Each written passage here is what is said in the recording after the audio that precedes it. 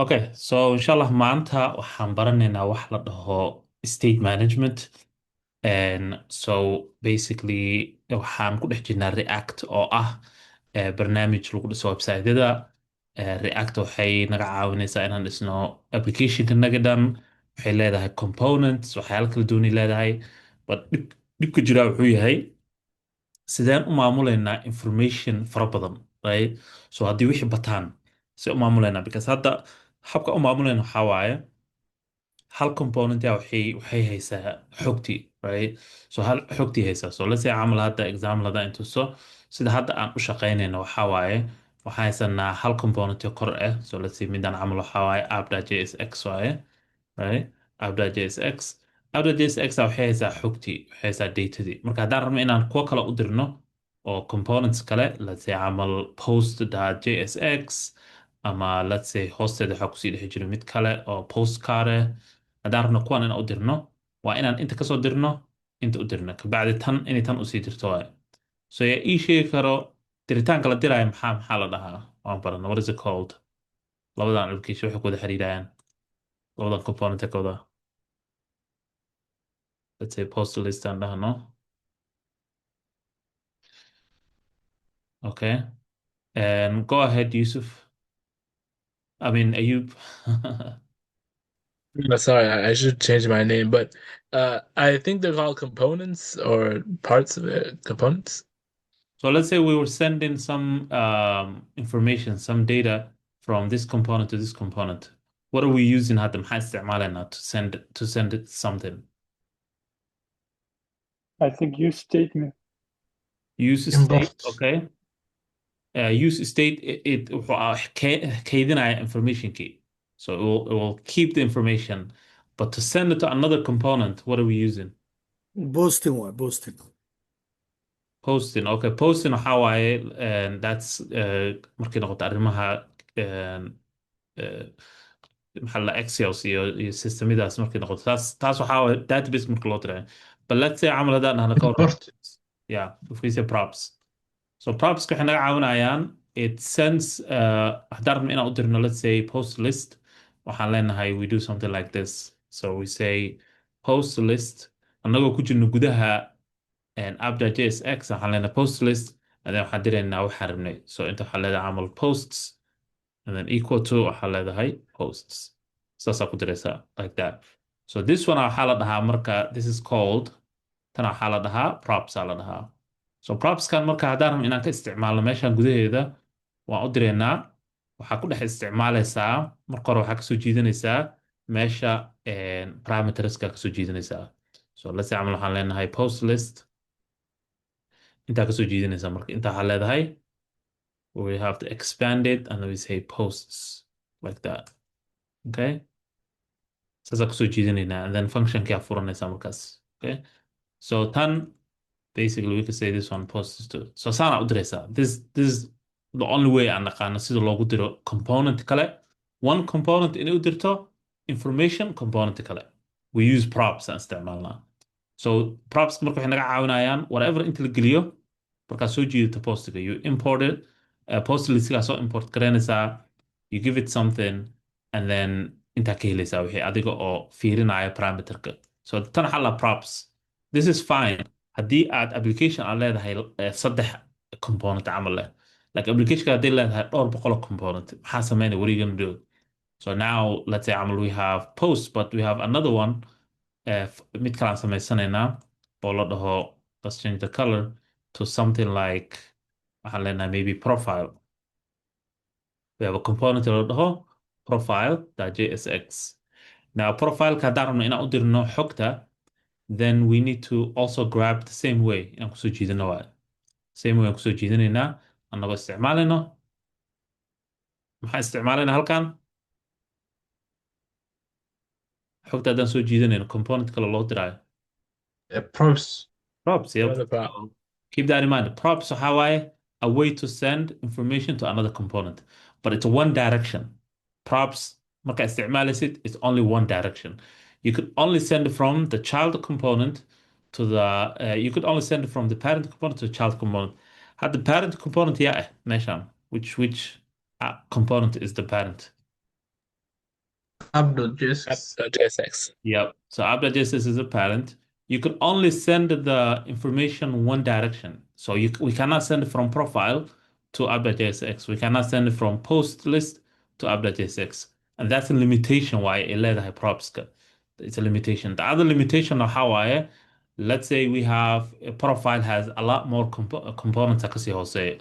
So you have like a ton of components underneath it. Mid kasta waxay kasii hooseysaa midda kale. Maybe you have tan intaa bismaan waxaa haysataa maybe 200 components haysataa. All of themna waxay u baahan yihiin some type of information u baahan yihiin.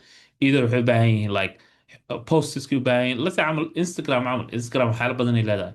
Just not only like posts bis ma ah like waxay leedahay likes, waxay leedahay following, waxay leedahay maxaa la dhihi jiray you have to update profilekaada, settingskaada, and feedka, waxyaalo kala duwan, all this and stuff, you know? So wax carada ka badanayaan marka you have like hundreds of components. Now it's really hard to manage marka wixii markaas, right? So let's say wax yaraa bedeshay, now wixii way isku dhex daadanayaan. And then now each component has to re-render and has to update can, and then like confusion aa dhacaya. So we want to get out of this maxaa la dhihi jiray system kan or props kala diraayo. Prop sometimes it's not even if you send it from here, if you send from here to here to here to here, this is called tan waxaa la dhahaa and waxaa maqlaysa waxaa la dhaho prop drilling. Waxaa la dhahaa maqlaysa. Prop drilling waxaa waaye you send information from app.jsx profile u dirta and then component kale kasii hooseys profile usii dirta and then mid kale usii dirta. You're doing prop drilling and it's not efficient maaha. It's not a good way to structure application kaada maaha. So we need to come up with a new, better way. So let's kind of iska xirna marka. So this whole thing will not work. So let's put a red around it or whatever. So this will not work for us anymore. We're استعمالنا props somewhere. Okay? So an X صارنا. Props استعمالنا sometimes, but not always. Okay? So the new way is habkana maanta baranayno. Okay? The new way waxa waaye more efficient, more maxaa la dhihi jiray flexible, easy to control.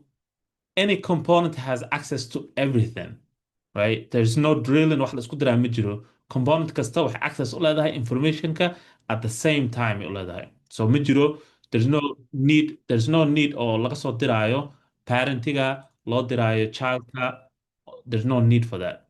Markii aan waxaan baranayna maanta. So that's the focus kanaga maanta waxaa waaye that. Okay? So keep that in mind. We're moving away from props iyo wax la dirdiraayo to a new way or efficient way wax loo sameeyo. Okay?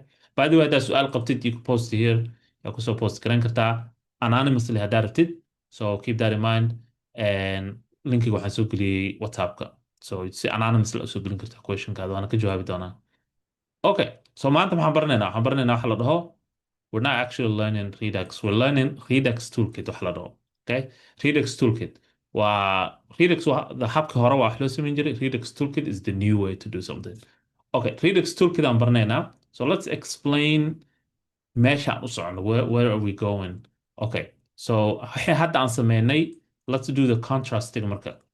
So kan xagga naga dhig marka. We don't want to deal with that one. Now, let's create the same thing as aan sameyno. So we have the app.jsx, which is the componentiga ugu horeyso. Okay, app.jsx. We have other components kale sida camal post listigi wixii. So let's do post list. We have post list and JSX. Imagine we have way more other components kale hoos imaada kan.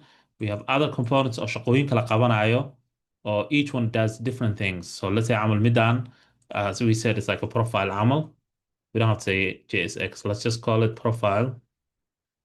And let's say this one waxay qabataa, this one is like waxay maamushaa dark mode iyo light mode. So application waxaan rabnaa markaa meel click la siiyo inay light mode, dark mode ay flip samayso. So waxayna component maamulaysa waxaas. And we have other components kale waxyaala kala qabanayo. Let's go with Instagram key. So we have mid oo qaabilsan let's say following, mid kale oo qaabilsan followers, all that stuff. All these components marka waxay u baahan yihiin same information u baahan yihiin. Waxay u baahan yihiin information kala duwan. So post listiga waxay u baahan tahay all the posts. Waxba kama gelin profileka. so maybe inay sometimes wax ka galaan because waxaa la rabaa in la ogaado userka login galaysan la rabaa in la ogaado profileka asaga usual waxba kama gelin postiska maybe waxaa laga yaaba sometimes inuu soo jiito userka profile postiskiisa inuu soo jiito and then dark modeka wax kulligood dark mode inaan ka dhigno waa all of them qaybta postiga lagu soo soo gelinayo qaybta profileka soo gelinayo all of them waa inaan ka dhigno dark mode light mode depending on saa u switch garaysa right so now how do we deal with that marka so all this waxaa maamulaya marka maanta waxaan baranayno so let's put a something around it let's put a different color so this whole thing sorry this whole thing waxay hoos imaanayaan waa applicationka maanta waxaan baranayno waa maanta laakiin waxaan baranayno maanta banaanku ka joogaa waxaan dhan so waxaan baranayno maanta oo ah Redux toolkitka it's outside sorry here so xogtii la soo aruurin lahaa instead of meeshaan ku jiri lahayd waxay ku jirta halkan this is Redux this is waxaa la dhahaa waan baran doonaa but let's call it now store so this is what do we call it what do we call it right now so store is just basically like this is a data center let's say camal waaye it's like a data center but waxaa la dhahaa terminology la isticmaalo waxaa la store this is where all the everything ku store galaysan yihiin as an object okay so object ahaan waaye this is a big object with all the information maxaa ka mid ah waxaa ka mid ah postiskii dhan waxaa ka mid ah postka adigaa samaysay profilekaada informationkiisa dark modekii followerskaadii magacyadoodii informationkoodii waxoodii everything aa ku jira halkaas so now each component haddii rabto inay soo jiidato wax all it has to do is just call inti u wacaysaa bis now this one profileka information raba soo maha just call here right kanaa raba postiskiisuu rabaa soo maha it calls here like that all of them intii ku jiraan and now if you update it haddaa wax ka bedeshay let's say camal profileka waxaa bedeshay magacaadii automatically magacaada intuu iska bedelayaa maybe meel kale uu ku display garaynayaa jiro automatically meeshaas uu iska bedelayaa go ahead Ayub you have a question Madden, I just wanted to know for this for uh for sending for the sending data to the store and then sending it back. Is the store like a server or and how do you know how, I mean are we gonna maybe set up a server in the VS Code like I did last time because I didn't quite figure out how to do that. So no, so server maaha. So this one is just an object. It's like a big object. Maahan still wili maana gaarin back end wili maana gaarin. So this one is just inside React waaye. Within inside React, ya waxaan sameynaynaa a section to manage all the information that comes back from the server. So server inta looga yeeraa. So this is the server will be right here. So hadda ma baranay, we're not learning server at all, but the server will be right here. It will have all the information here. And then every time or information la bedelo, the store, which is a object or leh functionality, waxyaala kala duwan uu leeyahay, all these things uu leeyahay, it sends a call to the server. Okay? So this one is just this is a React. It's part of React wire. So this thing waxay soo hoos gashaa, it goes within here, like right here. So this is connected to this. And then the server is outside. So this would be the server is hadda waxaan baranayna maaha. That would be the back endiga markaan tagnaan baranayna. So this one is not. Okay.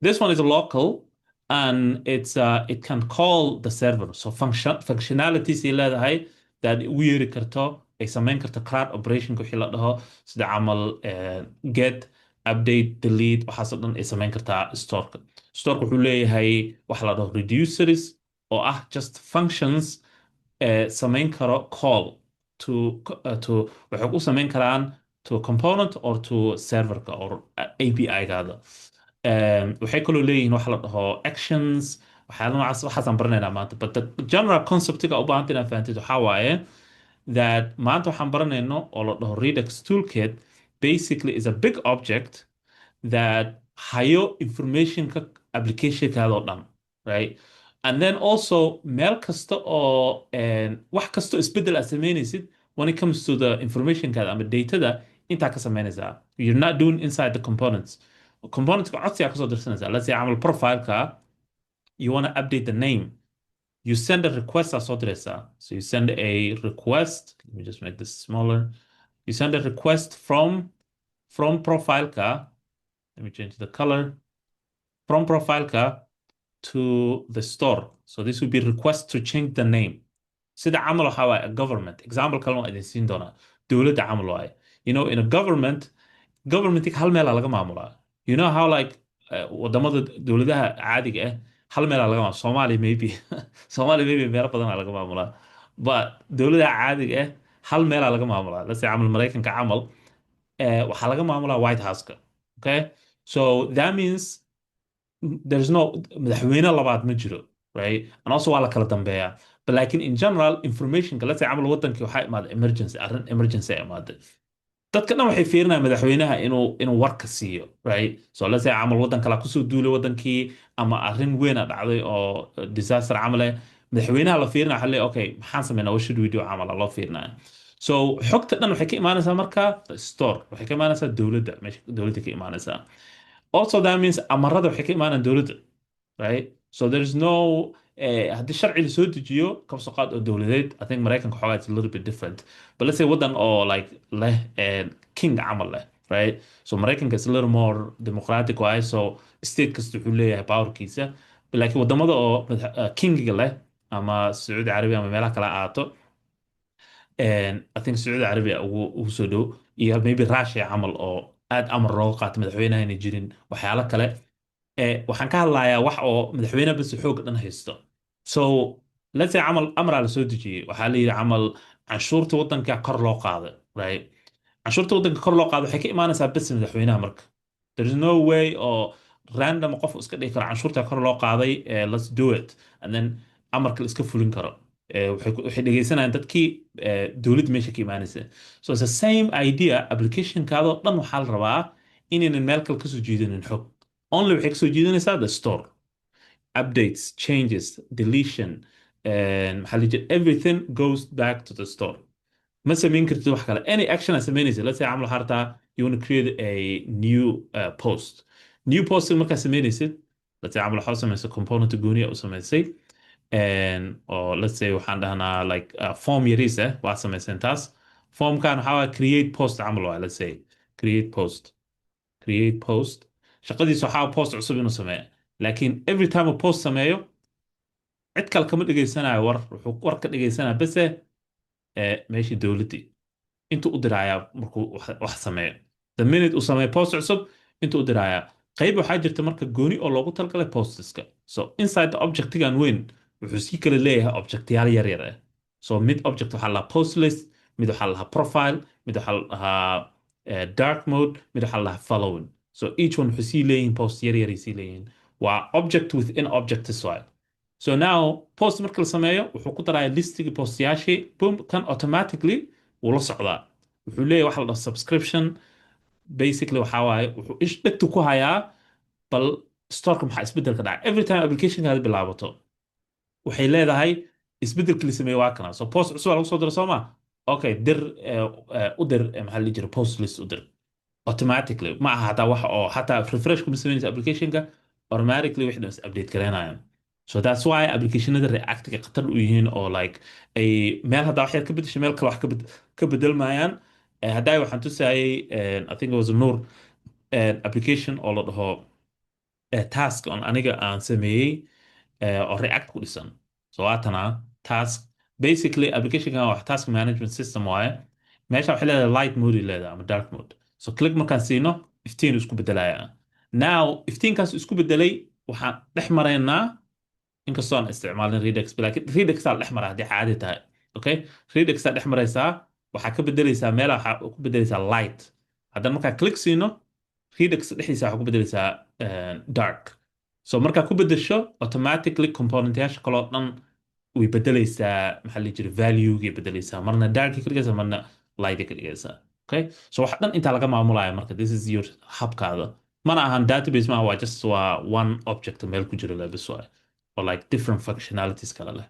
okay ma fahanay in general like the concept-iga like waxa maanta sameynayno we're gonna go deeper into store-ka qaybu ka kooban yahay iyo waxyaaluhu sameeyo gudaha usii gelinaa lakin general concept-iga rabaa inaad fahantaan أستاذ يا أخوتي ها tusaale ahaan hadda maxaa dhahay somaha storeka waa big object somaha ها wuxuu sii kala leeyahay aan kasoo qaadna kale inuu yahay instagram inuu yahay صح wuxuu sii kala leeyahay dark mode iyo flowers icon sii kala leeyahay somaha object yaal yar yar waa kuwaas oo values kala duwan leh xog kala duwan leh ya okay kuwan marka maxay noqon karaan kuwan kale banaanka profile-kan iyo maadaama uu kan ayagana waa object waay so waa sidaan camal let me show you example oo storeka su egyahay camalan ku tusaya storeka saan waay waa const aan soo weyneeyo let me just make it bigger waxaa weye waa const aan soo zoom garaynayaa intana noge waa kana objecti lagu sheegayo waa kana waa constiga waa constiga caadiga ahaa variableka ahaa const store is equal to object okay this is a big object waa kana so waa kaasaa store now waxaan rabnaa inaan sameyno qeybta postiska waxaa leedahay markaa waxaa leedahay posts object okay and then post objects waxaa ku jiro ama wuxuu noqon karaa posts array noqon karaa array of objects noqon karaa like that array of objects right and then each objectigan waxaa ku jiro hal post ku jiro inta and then sidaasoo kale tu kalaa kusii jirto and then comma aa leedahay inta waxaa gelinaysaa object kale so postiska waa kuwana now haddaan rabno profileka it's like this profile oo kaasa and then waa mostly profileka waa object waaye so maybe waa qofka informationkiisa wuxuu kale noqon karaa array of objects uu noqon karaa but mostly waa sidaan camal name hebel maxamed let's say maxamed and then boom boom qofka informationkiisa kale and then the other things aan haysana waxay ahaayeen for example camal maxay ahaayeen waxaa la kala haysanay dark modeka wuxuu noqonayaa inta like this comma dark mode or whatever magaca rabta oo la bixi karta meeshan wuxuu noqon karaa let's say camal by default wuxuu noqonayaa light okay like that and then markii la bedelo inta light kana waxaa lagu bedelaa dark simple so object storeka lagu sheega waa kana waa object weyn oo leh waxyaalo kaloo badan leh oo each la kala qaybinaya kuwan marka waxaa la dhahaa each one waxaa la dhahaa this one each one let's say camal post camal waxaa la dhahaa slice aa la dhahaa markay noqoto markaan joogno Redux-ka slice aa la dhahaa slice maxaa loo dhahayaa ii sheegi karo just English micnaha haddaa ka fahamtay conceptiga maxaa slice loo dhahayaa A piece of something. Maybe it's a piece. yeah it's a piece it's a qayb ka mid ah waaye so it's like a bread camal like you have a bread and then you just cut it into slices right so like that so waa qayb ka mid ah storeka laga wadaa slice so markaa maqashay slice waxaa laga wadaa one of the information oo ku jiro storeka laga wadaa that's all it is okay so tan waxay sameynaysaa marka it creates consistency right because applicationkaada waxaa rabtaa you don't want inay wax kala daadsan yihiin dowlad haddaa haysato waddan ma rabtid qof kasta inuu wax iska samaysan karo you don't want none of that waxaa rabtaa wax lasoo raaci karo leh meel loo raaco dib loo fiirin karo also tan waxay naga caawinaysaa isbedelada la sameynayo halkan laga sameynayo ma ahan maxaa la dhihi jiray mutable ma macnaha maxaa laga wadaa mutable macnaheeda ma mar haddii la bedelo way tirtirmayaan ma copy aa laga sameynaya storeka copy ka sameynaya so isbedel kastoo la sameeyo dib aa ugu laaban kartaa waa fiirin kartaa history ahaan waa u fiirin kartaa so waa exactly like dowlad camal waaye where amarada iyo wax kasta ay ka soo baxaan only storeka dowlad maybe like sida Russia camal waaye haye qofka su'aal qaba Macallin, yes.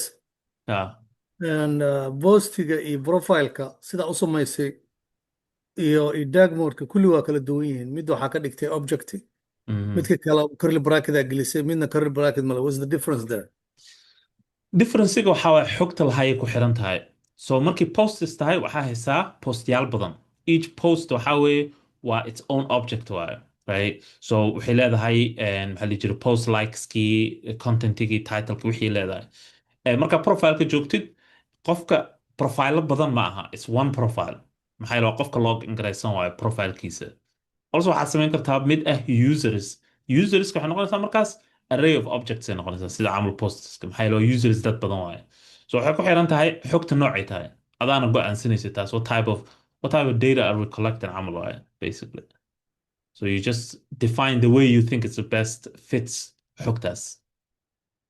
So tan waxa inta lagu sheegaa value-gan adaa maamulinaysid. Waxaa u sheegaysaa storeka bilowga u sheegaysaa waxaa leedahay posts from here on waa arrays waaye posteska. Arrayska waxa ku dhex jiro waxaa meel kale ugu sheegaysaa waxaa leedahay waa objects waaye, laakiin by default waa arrays waaye. Profileka waxaa leedahay by default waa object way yaa u sheegaysaa, ama waxaa gelin kartaa by default null gelin kartaa and then object ka dhigi kartaa, but we'll see inshallah. But laakiin taas adaa go'aansanaysa what type of data aan gelinayna halkan. Yeah. Okay. So storeka isla fahnay it's a hal object waxa dhan ku jiraan. Okay, so aan ku laabano marka hadda meeshaan aan ku laabano. So Redux Toolkit. Let's read marka waxaan yarka akrinaynaa. Learning Redux, just Redux ma barnayno maanta, laakiin Redux Toolkit can greatly enhance your ability to efficiently manage state of your JavaScript application. Redux Toolkit is a powerful library that provides developers with a streamlined, opinionated approach to building Redux Toolkit, Redux applications. Okay? Basically inta wuxuu leeyahay waxaa waaye waa Redux waxay ka caawinaysaa inay organize garayso applicationkaada, in ay ka dhigto streamlined, inayna wax kala daadsanayn, inayna meel adag waxa ku ilooday waxaas none of that. Ayada ilaalinaysa wixii oo dhan, xogtii oo dhan ilaalinaysaa. Waxaan ka hadlaynaa immutability wax la dhaho, tan xogaa yaraan ka taabta dhow. Basically Redux storeka oo haddaan ka hadlaynay wax markii lagu daraayo kii hore ma tirtiraayo, wuxuu sameynayaa copy ka sameynaya kii hore, ama let's say camal wax rabta inaad update garayso, let's say camal magacaada rabta inaad update garayso, copy ka sameynaya and then copygaas bedelaya ma bedelaya originalki. You could always go back to the original. So immutability marka waxaa laga wadaa basically applicationkaada wixii lama tirtiraya laga wadaa immutability. Taasna qasab maaha hadda inaad aad u fahantid, mainly conceptiga u baahanta inaad fahanto waxaa waaye Redux storeka waxba ma tirtiro. That's all you need to understand. Explain reducers functions. Ka hadli doona reducers functions in a minute. Redux kan kama hadlayno. Basics, principles of concepts waan geli doonaa. And setting up Redux Toolkit React application taas waan geli doonaa. Differencega u dhexeeyo waxyaalaan ka taaban doonaa differencega. And then waxaa jiro wax la dhaho create slice waa function waaye. Create slice intay ka imaaday waxay ka imaaday waxaad ka hadlayna slice kan. So if you want to create qaybtan haddaad rabta inaad samaysid function aa jiro oo la dhaho create slice oo create gareynayo hal slice, macnaha qayb ka mid ah storeka. So create slice waa function waaye oo already ayaga noo sii sameeyeen aan isticmaali doono. Okay, and then be able to create async thunk. Async thunkigan waa ayagana waxayna siinayaan waaye it's just another function kale sida camal functionadii hore, sida camal use effect iyo use state waxyaalaha hore u isticmaali jirna camal waaye. But now kuwan waxaana siinayo Redux Toolkit oo ah barnaamij ay dad kala dhiseen, ma aha React ma dhisin, dad kala dhisay. Waana fiirin doonaa website-kooda waxooda waan fiirin doonaa. And then waxaan sameynaynaa the usual stuff. Waxaan soo jiidan doonaa API, fetch, update, delete, and then we're gonna call API aan u yeerina annagoo isticmaalayno Redux-ka. So API marka loo yeerayo only waxaa uga yeeraysaa Redux-ka gudihiisa ama Redux Toolkit gudihiisa uga yeeraysaa.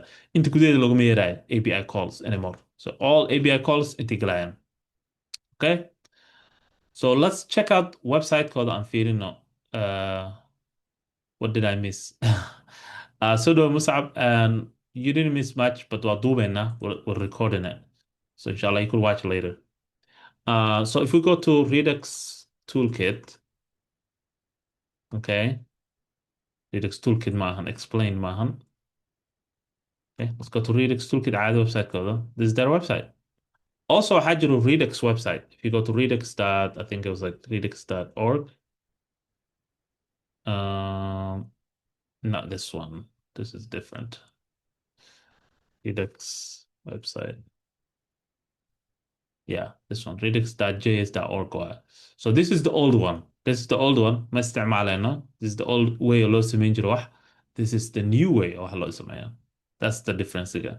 The old way sababta looga tagay maxaa yeelay setup-kiisa carrada ka badan. There's concepts oo adkeenayo waxyaalo ma fududeynayo. It's just too much work waaye. Kan it's a lot less work.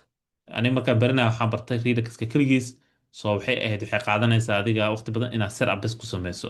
at least waxay kaa qaadanaysaa like 10 file oo kala duwan inaad just set up this samayso. Kana wuxuu kaa qaadanaya haddii u badnaato maybe like 2 files bas uu kaa qaadanaya Redux toolkit. Also waxaa jira waxa la dhaho Redux toolkit RTK mid la dhaha jiro Redux toolkit query aa laga wadaa waa kana Redux RTK waxaa laga wadaa Redux toolkit query mid la dhaha jiro haddaa maqashid lacala queryga waxaa loogu talagalay arrimo kale oo muhiim ah ayaga laftirkooda laakiin aanan gudaha usii gelaynin maxaa waxaan rabaa inaan barano the basics marka hore okay. So this is waxay isku xaysiinaya waxay leeyihin the official opinionated battery included toolset for efficient Redux development. That's their own explanation. Waxay ku leeyihin simple opinionated marka waxaa laga wadaa ayaga habkii u rabaan in loo sameeyo applicationka inaad u samaysid waaye applicationka dhan waxaan ka wadaa setupka Reduxka sida ayaga u sameeyeen inaad u samaysid adi lama imaan karto your own way oo Reduxka loo sameeyo you cannot do that inaad follow garaysid waa their own setupkooda structurekooda inaad follow garaysid waa taasi ka wada opinionated waan fikradeysanahay waa annaga fikradanada wadana waa ka wadaa powerful and efficient okay that's all good okay. And then we'll get started and all that stuff. How also dejisto. All you have to do is just install Kuambese. You just install these two, and then you're all set. And then we'll bilabesa shaqadi. Okay. Like intaan gudaha usii gelin. Any questions so far? Hadda. macallin yaankaas muxuu yahay mar walba waa aragnaa hadda NB yaana u jeedaa NBM yaan here Yeah, yaanka waa kana. So NBM waa node package manager. Waa basically meeshii ku jiraan waa packages oo dhan so camal Redux toolkit if you go to nbm.js.com haddaad tagtid waxaa gelin kartaa inta packageka waa library waa meel ay ku jiraan isku store galaysiin kulligood waaye so if we actually look for haddaan raadino kan Redux js haddaan ka raadino waa ka helaysaa inta ku jira is right here so right here so ayagaa host garaynaya they hosting the packageedii ay host garaynayaan right. okay NBN-ka waa gartay yaankana muxuu yahay yaana daba Yaanka socda waa basically option kale waaye waa another platform kale oo same thing hayo waaye okay waxay store garayaan all the packages store garayaan so you could either use yarn waa inaad soo install garaysata laakiin yarn computerka inaad kusoo shubatid waaye I think you have to go to their website or something inaad soo install garaysato waaye but it's the same idea yarnka xoogaha fast garaysan si haddii loo fiiriyo laakiin ma aha nativeka maaha waa company kale waaye oo dhahay okay waxaan soo jiidanaya all the packages ay hayaan node npm habkanaga u install garaynaysaa that's all it is well two ways to install packages okay I got it. okay any questions so far generally wax conceptiga kore Reduxkan iyo waxay qabato so far okay so let's zoom in intaan gudaha sii gelinaa storekan gudaha u sii gelinaa we're gonna go inside the store okay so basically storeka wuxuu leeyahay waxyaalo kala duwan uu leeyahay uu qabto so storeka let's make it a little bit bigger this is the store okay and then also if you look for actually Google haddaa ka raadisid haddaa dhahday Redux store haddaa dhahday and there's animation ay jiro xataa oo ku tusaysid u shaqeeyo waa kana we go to this website and go down there's an animation oo ku tusayso u shaqeynaa gudihiisa this is the inside the store waxaa ka dhacay shaqooyin fara badan right so now you can see here this is application kaada waa this is waxyaalihii aan samaynayna waaye processkan basically waxaa UI marka lagu dhaho waxaa laga wadaa waa just muuqaalka kore waaye like button markaa click siisa camal so let's say kan hadda wuxuu sameynayaa every time you deposit a $10 it goes to a function lot of dispatch basically wuxuu diraa codsi waa sida camal truck driving camal waa dispatching uu dirayaa micnaha codsi waaye in la bedelo xogtii in lagu daro $10 waxaa loo dirayaa storeka wuxuu sameynaa processing wuxuu leeyahay reducers wax la dhaho oo ah just functions waaye oo dhahayo okay see ugu darna how do we add $10 kan see ugu darna how do we add in our state kanaga so storeka marka wuxuu leeyahay laba wuxuu leeyahay so let's go back here drawingkan ku laabanaynaa the store has two things wuxuu leeyahay waxa la dhaho state let's make it bigger can we even make it bigger wuxuu leeyahay state iyo wuxuu leeyahay iyo action That's it. State action uu leeyahay. Stateka marka waxaa waaye wuxuu u kala baxaa laba wuxuu u kala baxaa. Stateka wuxuu u kala baxaa current state iyo previous state. Okay, that's it. That's all u kala baxay state. Macnaha state maxaa laga wadaa like xaaladuu joogo. Let's say camal haddii posts i joogaan zero posts by default macnaheeda waxaa waa empty array waaye. Okay, so wuxuu noqonayaa something like this. It will be like posts wuxuu noqonayaa empty array like that. That's the defaultiga. So that's the current state xaaladuu joogo. Haddii API-ga markii laga soo jiitay wax ku jiraanna by default wuxuu noqonayaa waxa API-ga laga soo jiitay. Okay, previous so that's so and then waxaa haysataa previous state maxaa waaye previous state waxaa markii la bedelo so let's say camal post aa tiri and then waxaa ku dartay new post aa ku dartay now previous state waa kana kan waa now this is the previous state wuxuu ahaa previous state ka empty waxa kuma jirin now the current state waxaa noqonaya kan this becomes the current state okay so every time wax ku darto you have the current state previous state current state um okay, 1 second. Let me just get something. I didn't show but I forgot to write it down somewhere. Let's see. Redux Toolkit.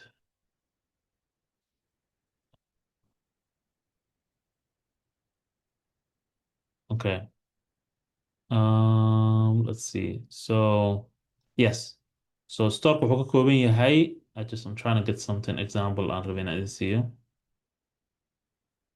dhibmala it's fine okay so stateka ka kooban yahay stateka and then actionka waxaa waaye how to change wixii see loo bedelaa so let's say camal if you want to add a new post actionka isticmaalaysaa actionka marka wuxuu waxaa qaabka lagu magacaabaa so actionka wuxuu leeyahay gudihiisa waxaa ku jiro inside waxaa ku jiro payload wax la dhaho payloadkan basically waxaa waaye it's information la bedelayo waaye whatever la bedelayo you call it payload aa leedahay so now markasto actionka u yeertid micnaheeda waxaa wax baa bedelaysa you adding something or you're updating something so always waxaa haysataa state iyo action right actionka waxaa ku jiro haddii wax la bedelayo waaye if you changing something action gudihiisa inay ku jiraan wax la bedelayo let's say camal waxaa rabtaa inaad example aan siinayaa you wanna update the profile okay profileka rabtaa in update galayso profilekaada marka wuxuu leeyahay maxamed aa ku qoran hadda laakiin waxaa rabtaa inaad ku bedeshid you wanna change it to Ahmed iyo magacaadaa bedeshay now marka magacaada bedelaysid waxaa u yeeraysaa marka you call a dispatch okay so waxaa haysataa you have a button here buttonkaan markaa click siisid waxaa rabtaa in wix la bedelo form aa haysataa yar halkan ku yaallo this is the UI-ga meesha componentigaada oo reactiga waaye so waxaa rabtaa inaad bedeshid let's say assume that formka intuu ku yaallaa and then let's say submit it okay submit aa tiri submit micnaheeda markaa tiri waxaa ka wadaa awal maxamed uu ahaa hadda axmed iigu bedel submit markaa dhahdo codsigaa la diraayo marka codsigaan la diraayo waxaa la dhahaa this is called dispatch aa la dhahaa dispatchkan marka waxaa waaye waa function waaye functionkan wuxuu wadan karaa marka wixii lagu bedeli lahaa wuxuu wataa xogtii wataa payloadka maxaa waaye marka gudihiisa maxaa ku jiro what's inside it waa sida camal truckska camal waaye payloadka gudihiisa maxaa ku jiro because waxaa ka bedelaysaa maxamed to Ahmed soo ma what is inside the payload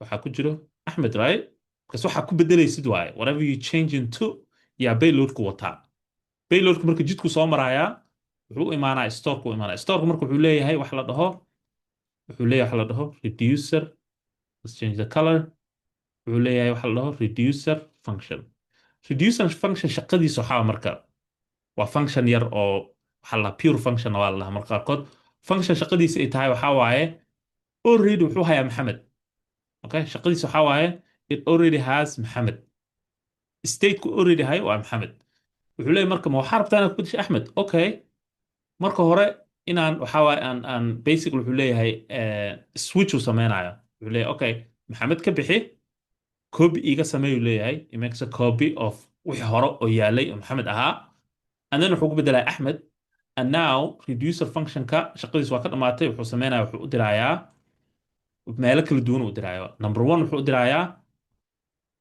wuxuu update garaynayaa UI-gi. Okay, sorry.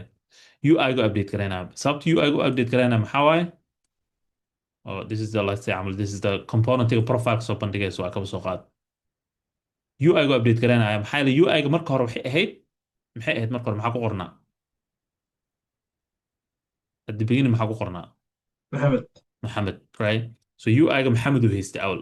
So meesha iska fidhiyay profile-ka like Mohammed and then reducer-ka wuxuu yidhi oh okay payload cusub ay imaaday now we need to update everywhere meel kasta in update garayna not only UI-ga oo hadda aan ku update garaynayno Ahmed, right?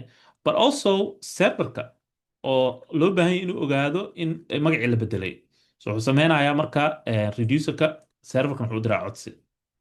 Wuxuu leeyahay wuxuu haystaa function kaloo haystaa halkan oo hadhowdii aan isticmaali doono waxaa la dhahaa create async thunka la dhahaa functionka marka basically waxaa waaye shaqadiisa asynchronously inuu ugu diro codsi I think spellinga qalday but asynchronously inuu codsi ugu diro serverka.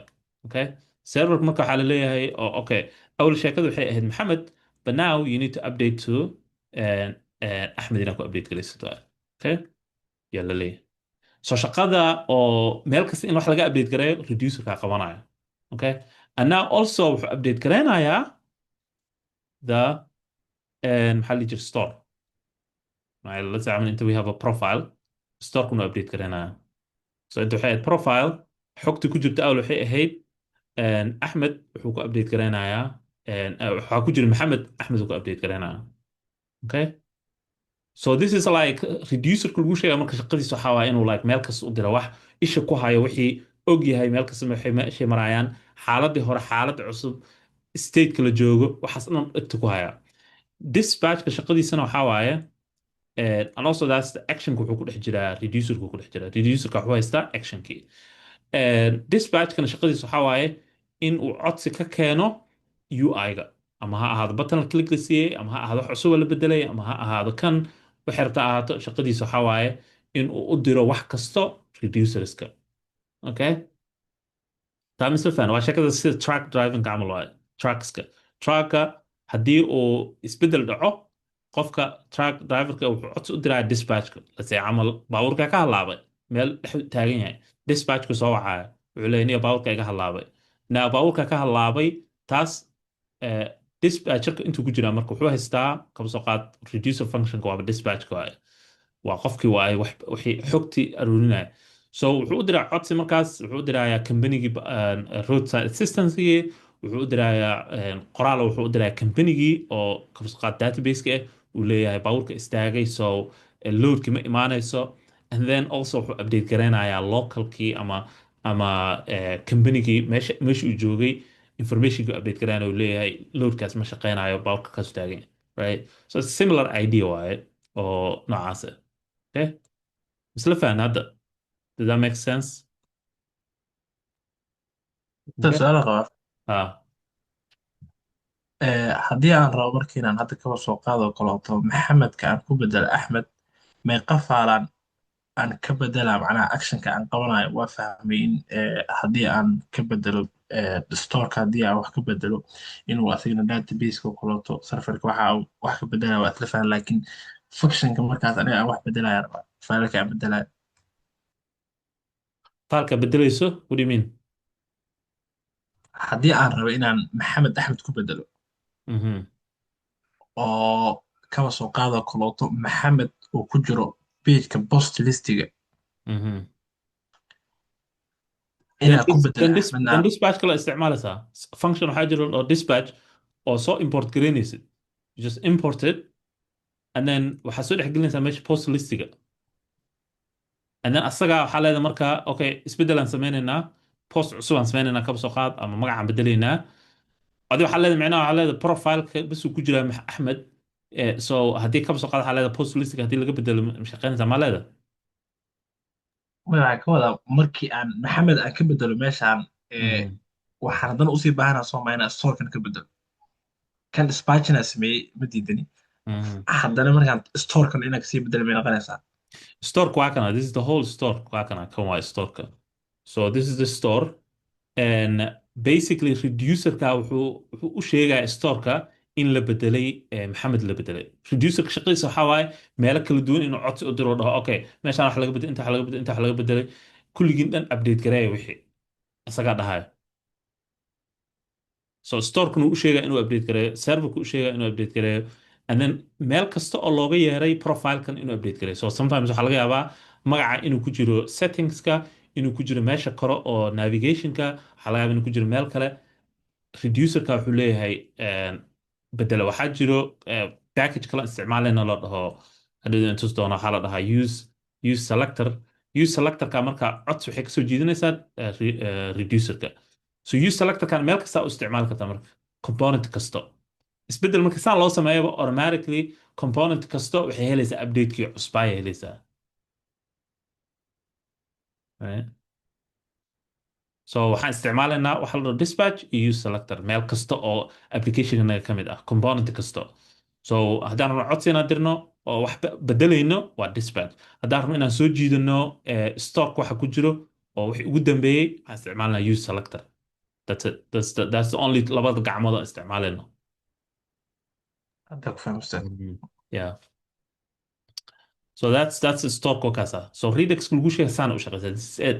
Basically waxa waaye a object leh functiono kala duwan shaqo qabanayo and every time update lagu sameeyana meel kastana update gareynayo codsi ka soo jiidan karo serverka adoo isticmaalaya API-gii. So API-gaan baranay oo sida camal Axios inta dhexdeeda uga yeeraysaa. I think Ayuba su'aal qabay. Sorry, Ayub, go ahead. You have a question? I did have a question, but about the dispatch and use selector, but you answered it. So Yeah. So we're using two functions. من حالة dispatch, it means make changes. And use selector kind of means isojit anything or store ku jiro or the latest information isojit waaye. So use selector markaa isticmaasho automatically use selector way soo jiidaysaa wixii. So even حتى adoonan application-kii aadan ku sameynin refresh waxaas, it will keep eye on the store and every time reducer function-ka uu push sameeyo uu dhaho okay here's a change markuu dhaho then use selector will update automatically.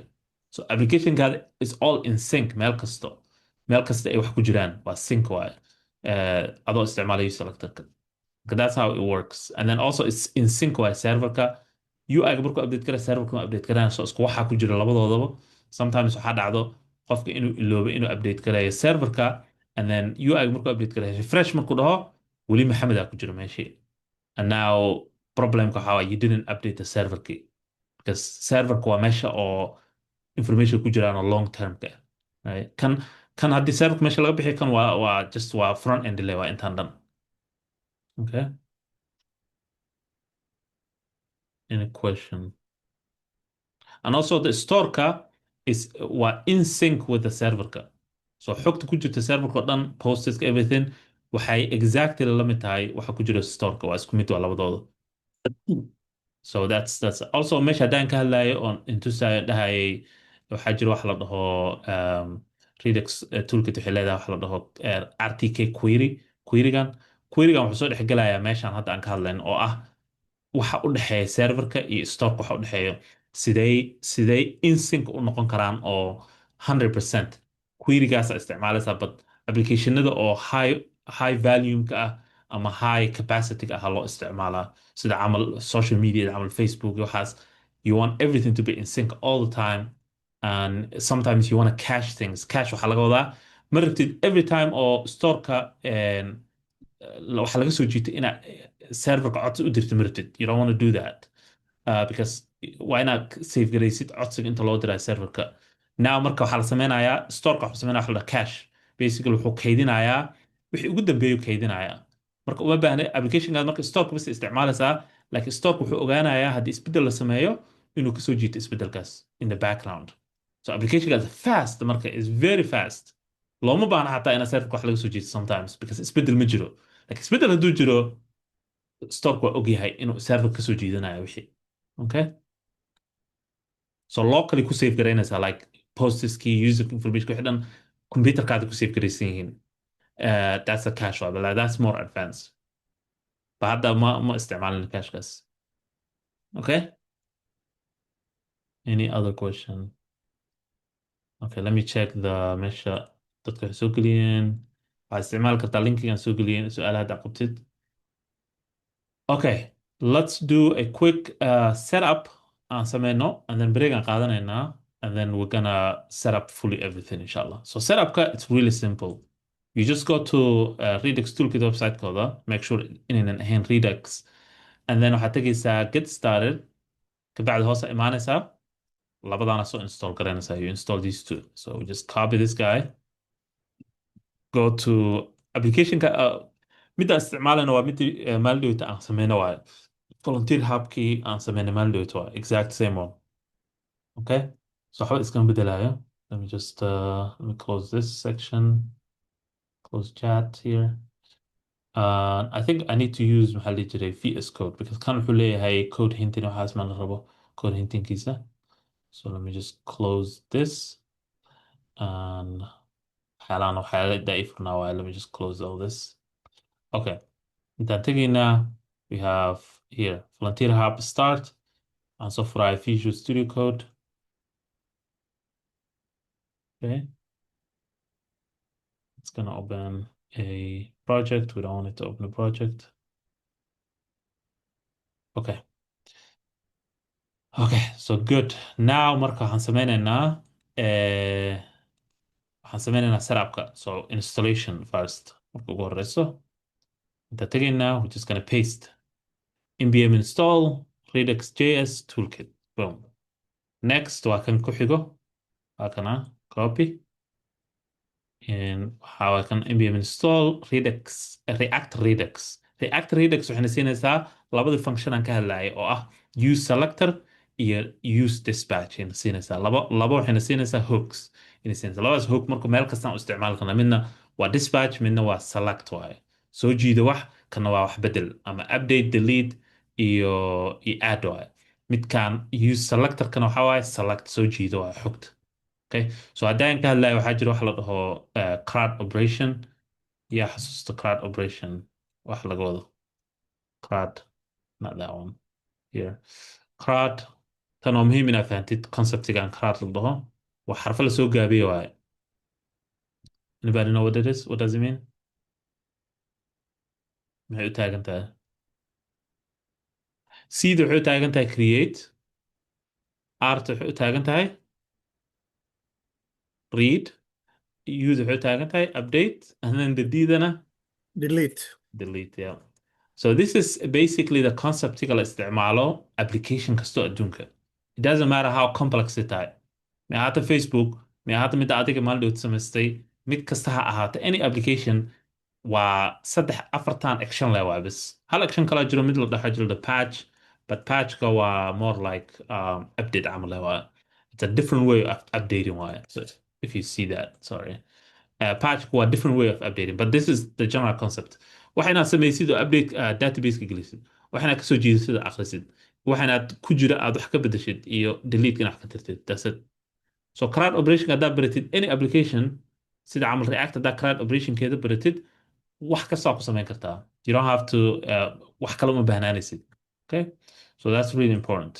Marka maxaa la dhihi jiray hadda marka kan aan ka hadlaynay oo ahaa dispatchka iyo use selectorka. Use selectorka maxaa isleedahay muxuu qabanayaa use selectorka oo kan aan soo jiidan doono. Use selectorka muxuu yahay? Intuu soo hoos galaa afartan wax. Select markaan dhahno wax let's say we selecting posts from Read the waa read. database. Waa Read read. uu noqonaa. Yep. And then the dispatch kuwa kale qabanaa marka. Dispatch wuxuu qabanaa create, update, delete. Create iyo update. That's right. Yeah, yep. So that's it. So you have the CRUD operation marka in hand. So taas waxaa naga caawinayo package-kan la dhaho React Redux naga caawinayso. Labadaas function ayna siinaysaa. Tii hore waxay naga caawinaysaa all the things oo la xiriiro Redux Toolkit. So Redux Toolkit habka loo set up galay waxaa waaye you just have to create a folder la dhaho store. That's it. You create a folder la dhaho store inside SRC ku samaynaysaa. Folderkan gudihiisa waxaa gelinaysaa dhowr wax. waxaa ka mid ah number 1 index.js. Index.js waxaa waaye like configuration waaye. This is the configuration for the application right? So index.js waa configuration waxaa ku jiraayo marka hore waxaad soo jiidanaysaa Redux-kaa soo jiidanaysaa ama Redux toolkit-ki. So inta waxaa leedahay import waxaa leedahay function la dhaho configure store. Really simple. Configure store from wixii hadda aan soo install galinayna oo ahaa Redux wakasa. Okay? Configure store waa just a configuration function waaye oo isku xiraaya wixii. Like it introduces everything together. Okay? So configure store, and then all we have to do now is we have to say const store is equal to, and then a configure store. Okay? Configure store gudihiisa waxaa ku jiraya markaa an objectiga gudihiisana waxaa ku jiraayo reducer. Okay? Reducer ku jiraya. Marka reducerka wuxuu collect garaynaa all the functions of reducerska ah you collect garaynaya. So inta hadda ma hayno, we don't have a function of reducer ah. We have to create that meel kale. But function reducer basically waxaa la wadaa, let's say camal you wanna waxaa rabtaa inaad samaysid, let's say kan camal hadda waxaan sameynaynaa we're doing volunteer. So let's say camal you wanna add a new volunteer. So waxaa sameynaysaa reducer of volunteers. So we say here volunteers. That's a reducer. And then waxaan siinaynaa valuegiis wuxuu noqonayaa whatever aan sameyna halkan. We're gonna create a new folder la dhaho slices. Remember slices? maxaa niri slices maxaa la wadaa? gadaa ka soo It's qaadan. the website. Piece of the pie, yeah. waa It's not qayb like ka mid both ah, yes, waa qayb ka mid ah storeka. So hal slice wuxuu noqon karaa volunteers. Volunteer waxaa leedahay volunteer slice. adaa u baxsanaysa whatever you want here. It really does not matter. waxaa u baxsatay halkan, but usually waxaa lagu daraa sida conventionka waxaa waaye you say qaybta aad rabtid and then you add a slice. Let's say if we want to create a profile slice, you say profile slice.js. If you want to create posts, waxaa leedahay posts or post aa leedahay slice.js. Convention le waaye. You could call it whatever. You don't have to add a slice here, or you don't even have to call it slices here either. But this is the convention ka habka micnaha ay rabaan ragga Redux in loo sameeyo waayo. inta marka waxaa ku aruurinaysaa xogtii informationkii volunteerska dhan, right? So volunteerka si loo soo jiidan lahaa, si loogu dari lahaa, sidii loo update garan lahaa, si loo delete garan lahaa, iyo wax la dhaho create slice. So inta waxaan soo jiidanaynaa wax la dhaho create slice. So we're not going to go deeper into it, but let's say import aan leenahay create slice waa function waaye. waxaan siinayo Redux aan siinayso from Redux waxaan leenahay Redux Toolkit. Okay, so create a slice from Redux Toolkit. Also inta waxaan kasoo jeedinaynaa function kale, hal function oo kale oo la dhaho create async thunk la dhaho. labadan function u baahannahay si aan u sameyno waxa inta ku jiro. waxaan sameynaynaa slice waxa la dhaho, inta ku sameynaynaa waa object camal waaye, and then create thunkna waa function waaye. Okay, so kan marka qaybo badan uu leeyahay. qaybahaas waxaa ka mid noqonaya sidii wixii loo sameyn loo update garan, laakiin gudaha hadda uma sii galayno, break aan qaadan doonaa. So kan camal markaan dhamaystirno waxaan leenahay export aan leenahay. intaan soo gelinaynaa marka inta waxaan leenahay import waxaan leenahay volunteer reducer aan leenahay from something like waxaan leenahay /slices/volunteer slice, something like that. Okay, and then intaa gelinaynaa marka valuegiis kan wuxuu noqonaya volunteer reducer. and then mid kale haddaan sameyno inta oo la isticmaalo profile, intaa soo gelinaysaa waxaa sameynaysaa mid cusub oo la dhaho profile oo reducer kan basically just waxaa waaye on habkii loo organize garan la xogtii storeka ku jirta.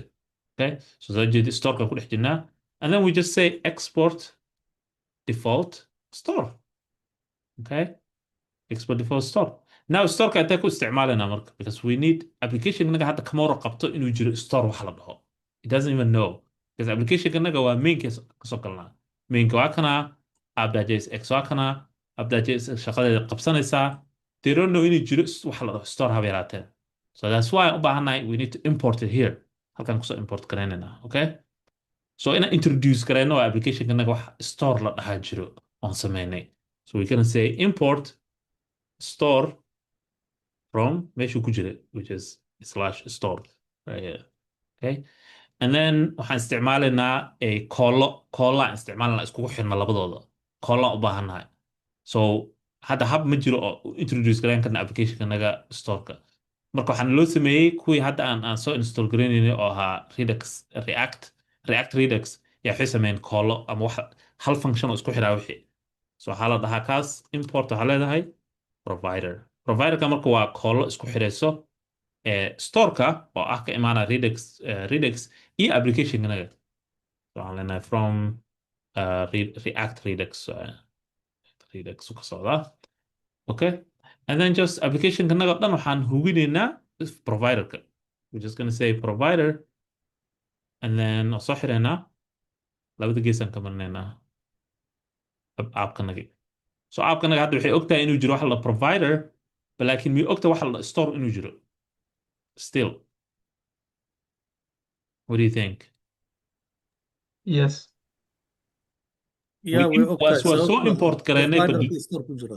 we imported but ma isticmaalnay did we use the store we just imported it right importing la ku sameynay laakiin maan isticmaalin anywhere so the way loo isticmaala waxaa waye you just give it the provider kaa siinaysaa okay you just say storeka la sheegayo dhan oo xogta laga soo jiidan lahaa waxaa weeye store that's all you have to say okay so now applicationkanaga way ogtahay now it's aware inuu jiro waxa la dhaho store waxay ogtahay inaynan step qaadi karin ilaa ay storeka soo marto so applicationka markay bilaamataba before aynan any component ay bilaabanin ama wax shaqo qabanin ama rendering sameynin storeka furmanaya marka hore storeka la checkgaraynaya marka hore right because way ka koreysaa soo ma jeed applicationka dhan waxay ku jirtaa app like maxaa ka koreeya first in la checkgaray u baahan storeki okay that's it so the setupka main.jsx intaas le waay that's it now we have the store here waa kana index.jss wuu noogu jiraa we just need to set up the slice key because maana dhamaystiro waxyaala badan aa naga dhiman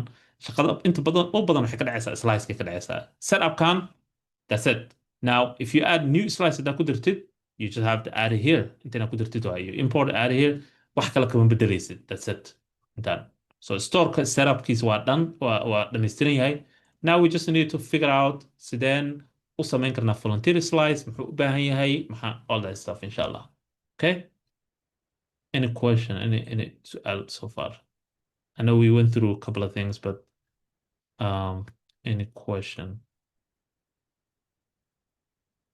so that's the general setup markii waaga hore markii aan isticmaali jirnay Redux-ka caadiga ah not the Redux Toolkit which is hadda midkaan isticmaalayno Redux-ka caadiga ahaa storekaan markaa samaysid waxaa ku hoos jiro at least maybe 10 folder aa ku hoos jiro kala duwan folder waxaa jiri jira la dhaho actions folder la dhaho reducers folder la dhaho maxaa la dhihi jiray muxuu ahaa providers folder kala duwan oo lahaa fara badan and then mid kasta inaad soo hoosgeliso waaye indexka inaad soo hoosgeliso and then there is a way iskugu xiro and then you have to update it and then waxaa jiro waxa la dhaho action types waxa la dhaho folder la dhaho action types aa samaynaysaa waa action types ka geliso so much work ay ahaan jirta marka daba iska dhaafeen waxay dhahaan this is a little more cleaner so this is it this is the setup and then we'll go from there inshallah okay so let's take a break su'aalihiina soo geliya halkaan inshallah let's put it here let's put su'aalaha halkaan soo gelino intaan breaka ku jirno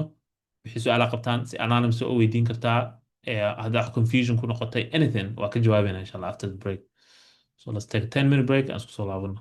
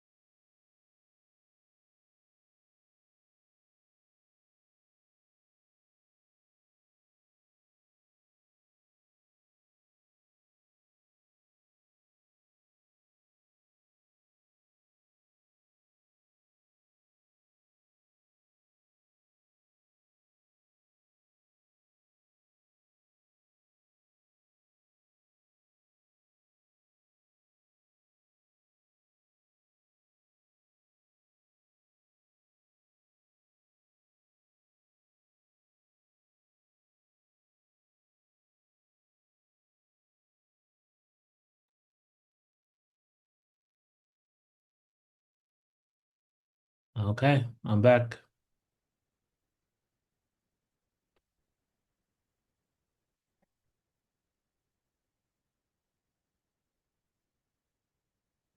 All right, so do okay. Um, ما مخشى. You guys can hear me? Yes, man. Okay, good. So هداي ماشي waxnu maraayeen basically setup aan sameynay laakiin waxaa naga dhiman slice-kii naga dhiman information-kiisii waxyaalaan setup garanaya. So inta aanan setup garaynin just steps aan qorayaa oo isleeyahay maybe way idin cadaynaysaa. Number one waxaa step ugu horeeyo waxaa waaye waxaan u baahannahay we need to step one waxaan u baahannahay we need to create or waxaa leenahay create and import base URL. So base URL maxaa waaye? Base URL waxaa rabnaa file inaan sameyno qaabilsan database-ka ama serverka API-giisa, linkigiisa. So ma rabno inaan markasta dhahno localhost 3001 waxaas inaan dhahno markasta ma rabno. File gooni aan sameynaynaa. Let's just do that right now. So meeshaan ku sameynaynaa storeka gudihiisa. Waxaan u bixinaa waxaa rabtaa u bixin kartaa, but let's just call it base URL. .js. So base URL just waxaa ku jiri doono the badanaa tan waxaa loo isticmaalaa applicationkaada haddaad rabtid inay noqoto local host inaad markaa joogtid local aad development aad sameynaysid markii aad dirtan internetka u dirtana ay isticmaasho production. So sometimes waxaa arkaysa applicationadu waxay leedahay development iyo waxay leedahay iyo production. Okay? Development iyo production. Developmentiga waxaa markaad ka shaqaynaysid. So developmentiga waxaa isticmaalaysaa mostly like local host aa isticmaalaysaa. Local host 3001 whatever uu serverkaada ku jiro meeshuu ku jira isticmaalaysaa. Markuu production yahaan waxaa isticmaalaysaa something like let's call it volunteerhub.com/API, something like that. Yes, isticmaalaysaa, right? Ama api.volunteerhub.com, something like this. So tan waxay noqonaysaa productionka. Ba hadda ma isticmaalin waxaas oo dhan, but keep in mind usually base URL-ka sababta u gelinayna file gooni ah maxaa yeelay saan loo isticmaalay. Midda kale waxaad ku hubin kartaa taas sometimes waxaa arkaysa applicationadu waxay leeyihiin inta .env file la dhaho. .env basically waxaa laga wadaa environment variable laga wadaa environment variables. Filekan marka wuxuu kaydiyaa variableska aadan u dirin GitHub, right? oo aad rabtid inaad qarisid sida camal API keys waxaas oo dhan haddaad rabtid inaad qarisid waxaad gelinaysaa .env. I don't know inaan cover galeen hadda kahor, maybe we did. So .env basically wuxuu kaydinaya sida camal API key usually waxaa arkaysa inuu yahay saan camal like nambare waxaa la isku dhex jiro something like this API keys bas camal waxaad sameynaysaa. Waxaa kaloo la geliyaa waxaa leedahay inta waxaa leedahay variable waxaa sameynaysaa lasii camal development aa leedahay ama waxaa leedahay dev ama waxaa leedahay mode something like this dad qaarkoodna mode dhahan. So modeka hadda aan joogno waxaa waaye waa development, right? modeka markuu production galana tan waxaa leedahay local mode aa leedahay directed. You could name whatever you want. Local mode. And then waxaa sameynaysaa production mode aa sameynaysaa. So tan development mode na waa la dhahaa marka qaarkood. So whatever the case is, so tan waxaa leedahay prod mode. Prod mode wuxuu noqonayaa production. So now basically tanaa soo jiidanaysaa local mode, prod mode, inta kasoo jiidanaysaa base URL-ka waxaa weydiinaysaa hadda teen joognaa yaa weydiinaysaa mideen joognaa. So then hadhow application markii production gasho automatically waxay isku bedelaysaa production. waxay isticmaalaysaa kana isticmaalaysaa automatically. laakiin markaan computerka joogno automatically waxay isticmaalaysaa kan. So ma baahnid adi inaad dhahdid oh hadda application production aan u direynaa let's switch to aan u bedelno productionka u bedelno. So that's the reason ka dambaysa taas waa hadda ma isticmaalayno dib aa ka baran doontaa waxyaalahan laakiin muhiimadda aan u haysano file gooni ah maxaa yeele taas waaye. muhiimadda kalena waxaa mar rabno markasta inaan qorno local host maxaa yeele waxaa laga yaabaa 3001 kan inuu aqal isku bedelo 3002 or 3003 then maxaa sameynaysaa markaas file meel kasta ay ku jirto 3000 ka bedeli maybe waxaa laga yaabaa in 20 30 40 100 meelood ku jirto. You don't want that. Because slice waxaa ku jiri karo like 20 30 40 50 ku jiri karo application weynkeed ku xiranta si u weyn tahay. So now basically inta la bedelaysaa marka bas That's it, whatever. And then boom, all of them is isbedelaan kulligood. Okay, so keep that in mind. Okay, so tan ma isticmaaleyno. So now development bas waa isticmaalaynaa. Waxaan leenahay const base URL-ka laakiin slice-ku ku hoos jiraa miya may slice kuma hoos jiro. No, it's outside the slice. markaa create garaynaysa filekan intee lagu sameeyey Outside the slice, right here. Oh, Slice waa kana. Slice intuu hoos tagaa marka ma page hoos tagaa mise Well, store host the guy stock. It goes store inside okay. the store. Yeah. Oh. Yeah. Sababtan slice u galo geli kartaa slice ka daartid. Laakiin slice waxaa loogu talagalay just slides bas. I mean slices bas yaa loogu talagalay. Base URL-ka waa just waa un hab aad rabtid wixii inaad u samaysid more organized camal hartaan ka dhigto wixii. So constant leenahay way gonna say export marka hore. Export const base URL variable aan samaynaynaa. Usually markay yihiin wax oo basically const ah oo joogto ah usually capital laga dhigaa keep that in mind wax markay joogto yihiin and then just waxaan leenahay enter http localhost 3001 or maybe 2 I'm not sure which one it was and then inta waxaan leenahay API that's it that's why so intaan waaye now wix inta ka dambeeya la isticmaalayna markaan tagna slices kama dhahayno localhost 3000 waxaas ma dhahayno waxaan leenahay base base URL slash nodes slash whatever volunteers slash whatever aan leenahay markaas okay so intaan tegaynaa inta waxaan leenahay import waa kana marka step 1 I'm just gonna import base I think waa saan waaye ma ahan default so waxaan leenahay base URL from there kasa base URL kasoo jeeda halkaas Step 2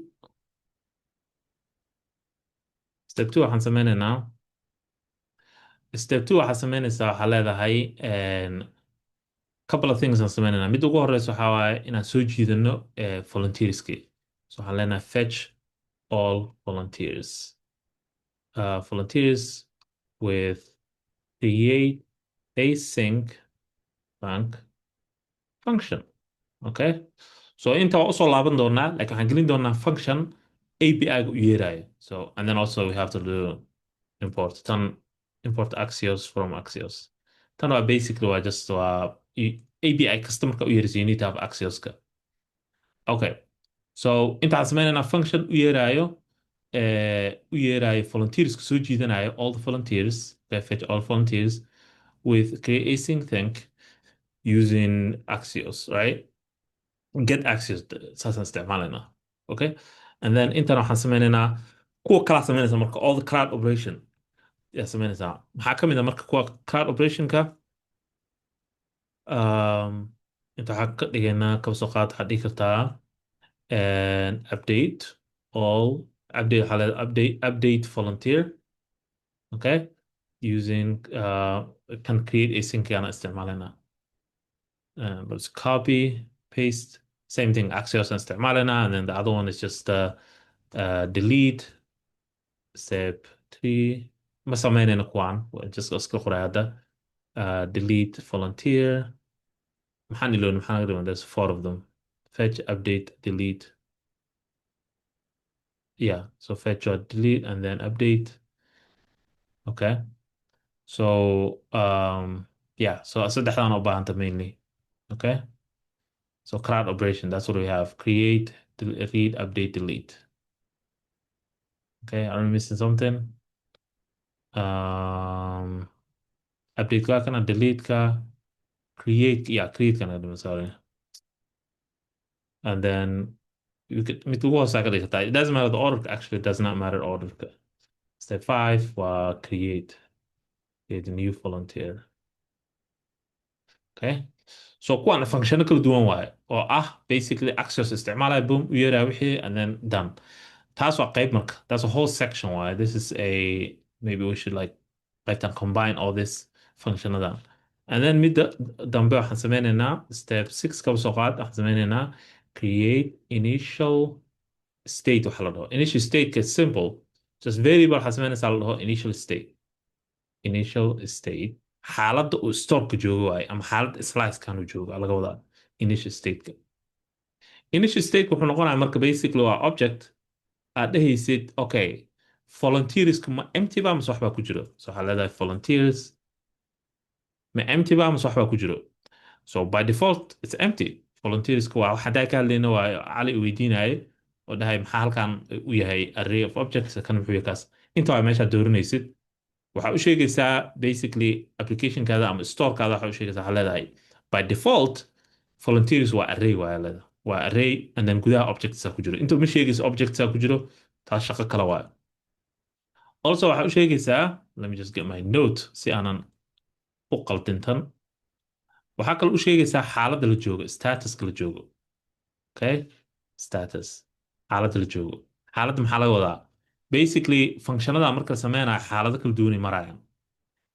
fetch camal markaa samaynaysa ama soo jiidanaysa volunteerska waa initial codsiga hore la diray waa one state waa xaalad waa markii wax la soo jiito waa xaalad wixii la soo jiitay haddii qalad yihiin oo error yahay ama error ahayn waa xaalad ayadana okay so xaalado kala duwan waa by default xaaladda la joogno waxaa waaye idle aa dhihi kartaa this one anaa iska samaystay it doesn't matter you could name it whatever you want and then xaaladaha kale waxay noqonayaan midda ugu horeysa waa loading okay so that's the first start midda ugu horeysa ku bilaabanaya midda ku xigta waxaa waaye success you can name it whatever you want there and then midda ku xigta waxaa waaye failed so xaaladu kala maraayo waaye codsiga API-ga marka ugu horeysa waa loading macnaha wixii waa la codsanaya shaqadii way bilaabatay and then success waxaa waaye okay wixii waa soo laabteen everything is good volunteers ku haynaa failed in waxaa waxma soo laabanin sorry qaladaa dhacay something happened okay waa processkii API-gan baranay waaye marka loo yeerayo and then the last one will be just sidaan u handle garaynayna errors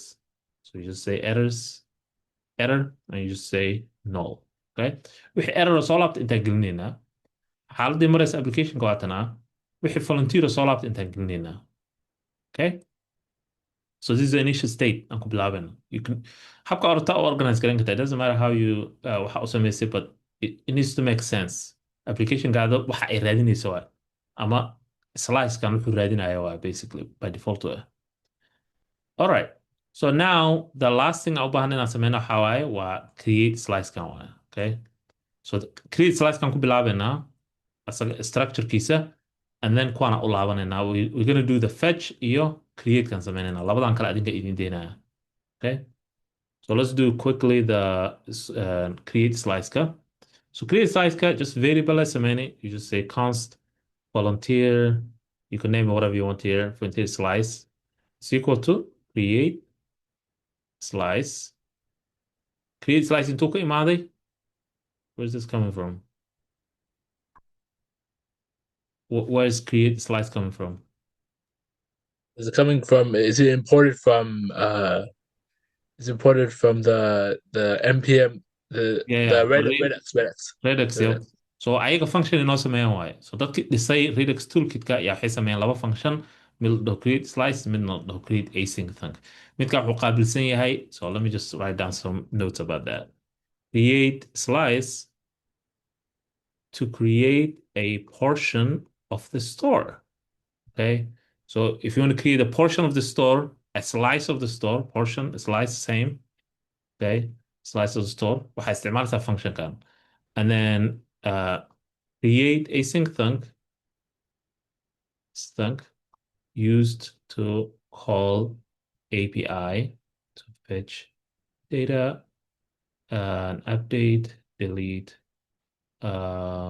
create the whole thing let's just call it CRUD to use to call API to do CRUD operation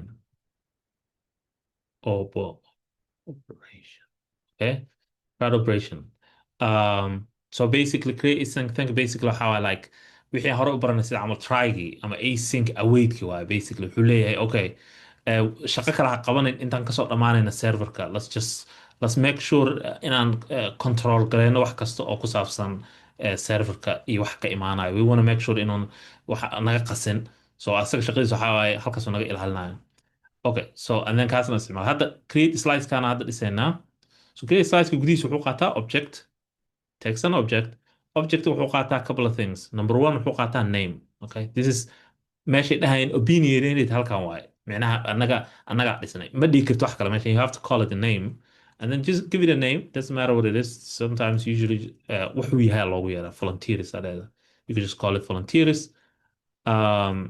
Inta waxaa waaye waxaan sameynaynaa also waxaa soo jiidanaysaa initial state also saan isku garab yaalaan waaye waa inuu marka hore name yahay and then call the initial state kor ku samaysay okay we could also do like this initial state and then we could just say initial state saan markaad dhahdid objective gudihiisa maxaa samayn kartaa what can you do here inside object you could just pick one if the key value the key and the value haddii isku magac yihiin if they're exactly the same you could just pick one you don't have to do both okay you could do like that and then the last thing would be a function la dhaho extra reducers okay so this function aan baran doonaa wuxuu qabto iyo shaqadiisa wuxuu leeyahay wax la dhaho value wuxuu leeyahay la dhaho builderka wuxuu qabanaya waxa waan fiirin doonaa waa callback function waa builderka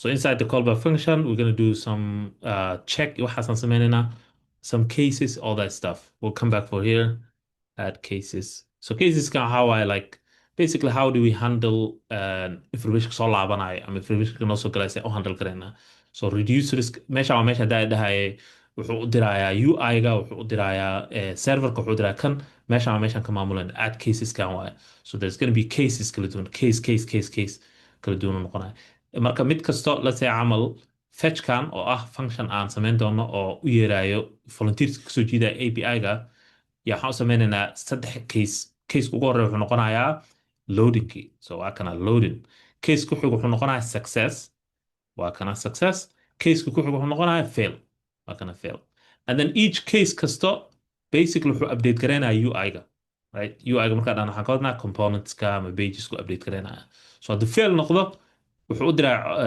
information wuxuu u dirayaa componentiga wuxuu leeyahay okay volunteerka serverka waxaa kasoo jiidi waaye sorry just update garee qofka u sheeg inaanan waxba soo jiidi waaye haddii uu soo jiido wuxuu leeyahay okay waa kuwana volunteerska uu leeyahay okay because wuxuu isticmaalaya success aan dhahaynaa markaas so that would be the waxaan samayn doona okay so far wax any questions setupkan hadda samaynayno sorry yeah go ahead Ayub. And so, are you gonna import? Are you gonna export the volunteer slice? Are you gonna export it? Yeah. So we're gonna export this. So it's gonna be here. It's gonna be like this export. I think it was like export. There's a different way to export. You can export default. We're gonna say volunteer slice, and then we're gonna add something like a dot reducer. Okay, that's it. Dot reducer. So dot reducer. Yeah. What is the dot reducer? What does it do? Dot reducer basically export this function can create a slice as a reducer. We're telling how store right here. Ma ahan any other component it's not like a normal component or normal function. It's a reducer function okay? So the store knows that this is a reducer function. It's not random function So and that's because of the create slice kan on a scenario dot reducer kan. So that's it. And we already imported right here. We said volunteer reducer, okay? And then we said halkan integrate in the value ahan. So that's all you have to do. And then now into gudaheedan ka shaqeynayna and we also have to create the two functions, the fetch and the create ka. And then I'll show you how to use that in components ka. Okay? So setup ka markay noqoto slice ka, once you set up hal slice, all the other slices were similar. So we don't want to like slice kasta gooni ma aha. It's not different way loo sameynaya. The style waa isku wada mid. Just magacyada ku kala duwan kan meesha volunteer slice ka yahay. Let's say profile slice. It will have all the functions. So afartan function will lahaanaya. Initial state will lahaanaya. Instead of meeshan volunteers wuxuu noqonaya profile. And then meeshan wuxuu noqonaya kabso qaad object or something like that. Still status was same. Error was same. Kan meeshan volunteer slice meesha ku yahay wuxuu noqonaya profile slice inta volunteers ku noqonaya ama volunteer ma waxaan ka profile and then yeah so it's the same idea just uu kala duwan yahay levels habka loo sameynaa so let's do the functions kan sameyno and then waxaan sameynaynaa cases ka okay dadaan sugaya inay wax ii keenaan I think they're coming soon So in like 2 minutes, and actually 2 minutes more, I think they're going to be outside in 1 minute. So I'm going to step out and then grab something and then inshallah we'll do it. Okay, give me 2 minutes, inshallah. I'm gonna go grab it and then I'll solve now.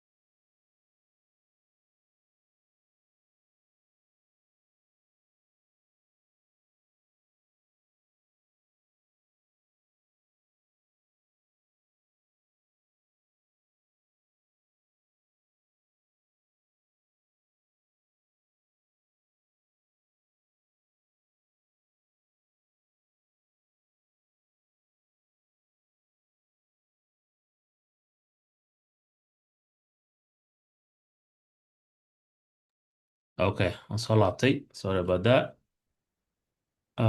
Okay. So حمرني and okay, so هنسمينا fetch كان سمينا. So let's zoom out a little bit. Fetch كان سمينا. Fetch كا all we have to do is just create a function here and then export const fetch volunteers. Okay. And then is equal to create async thunk. Okay.